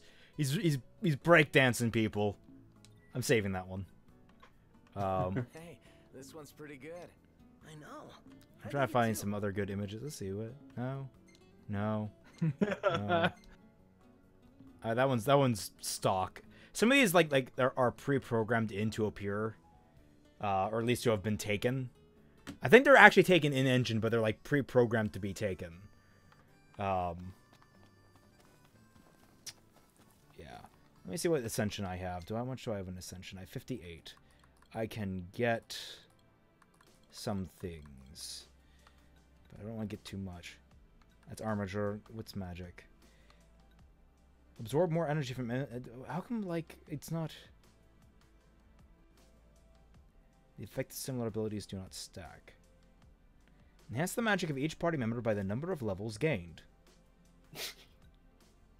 Yeah, I'm gonna get that one. I'm looking at these combos from the RWBY, the waifu bang thing. These are so weird. Let me save, and we can discuss those off screen, so we don't have to actually be, criminally implicated in certain. Hardly any of them would criminally implicate you. Yeah. Only like 4 of them are that only bad. 4 of them. That's like a fifth.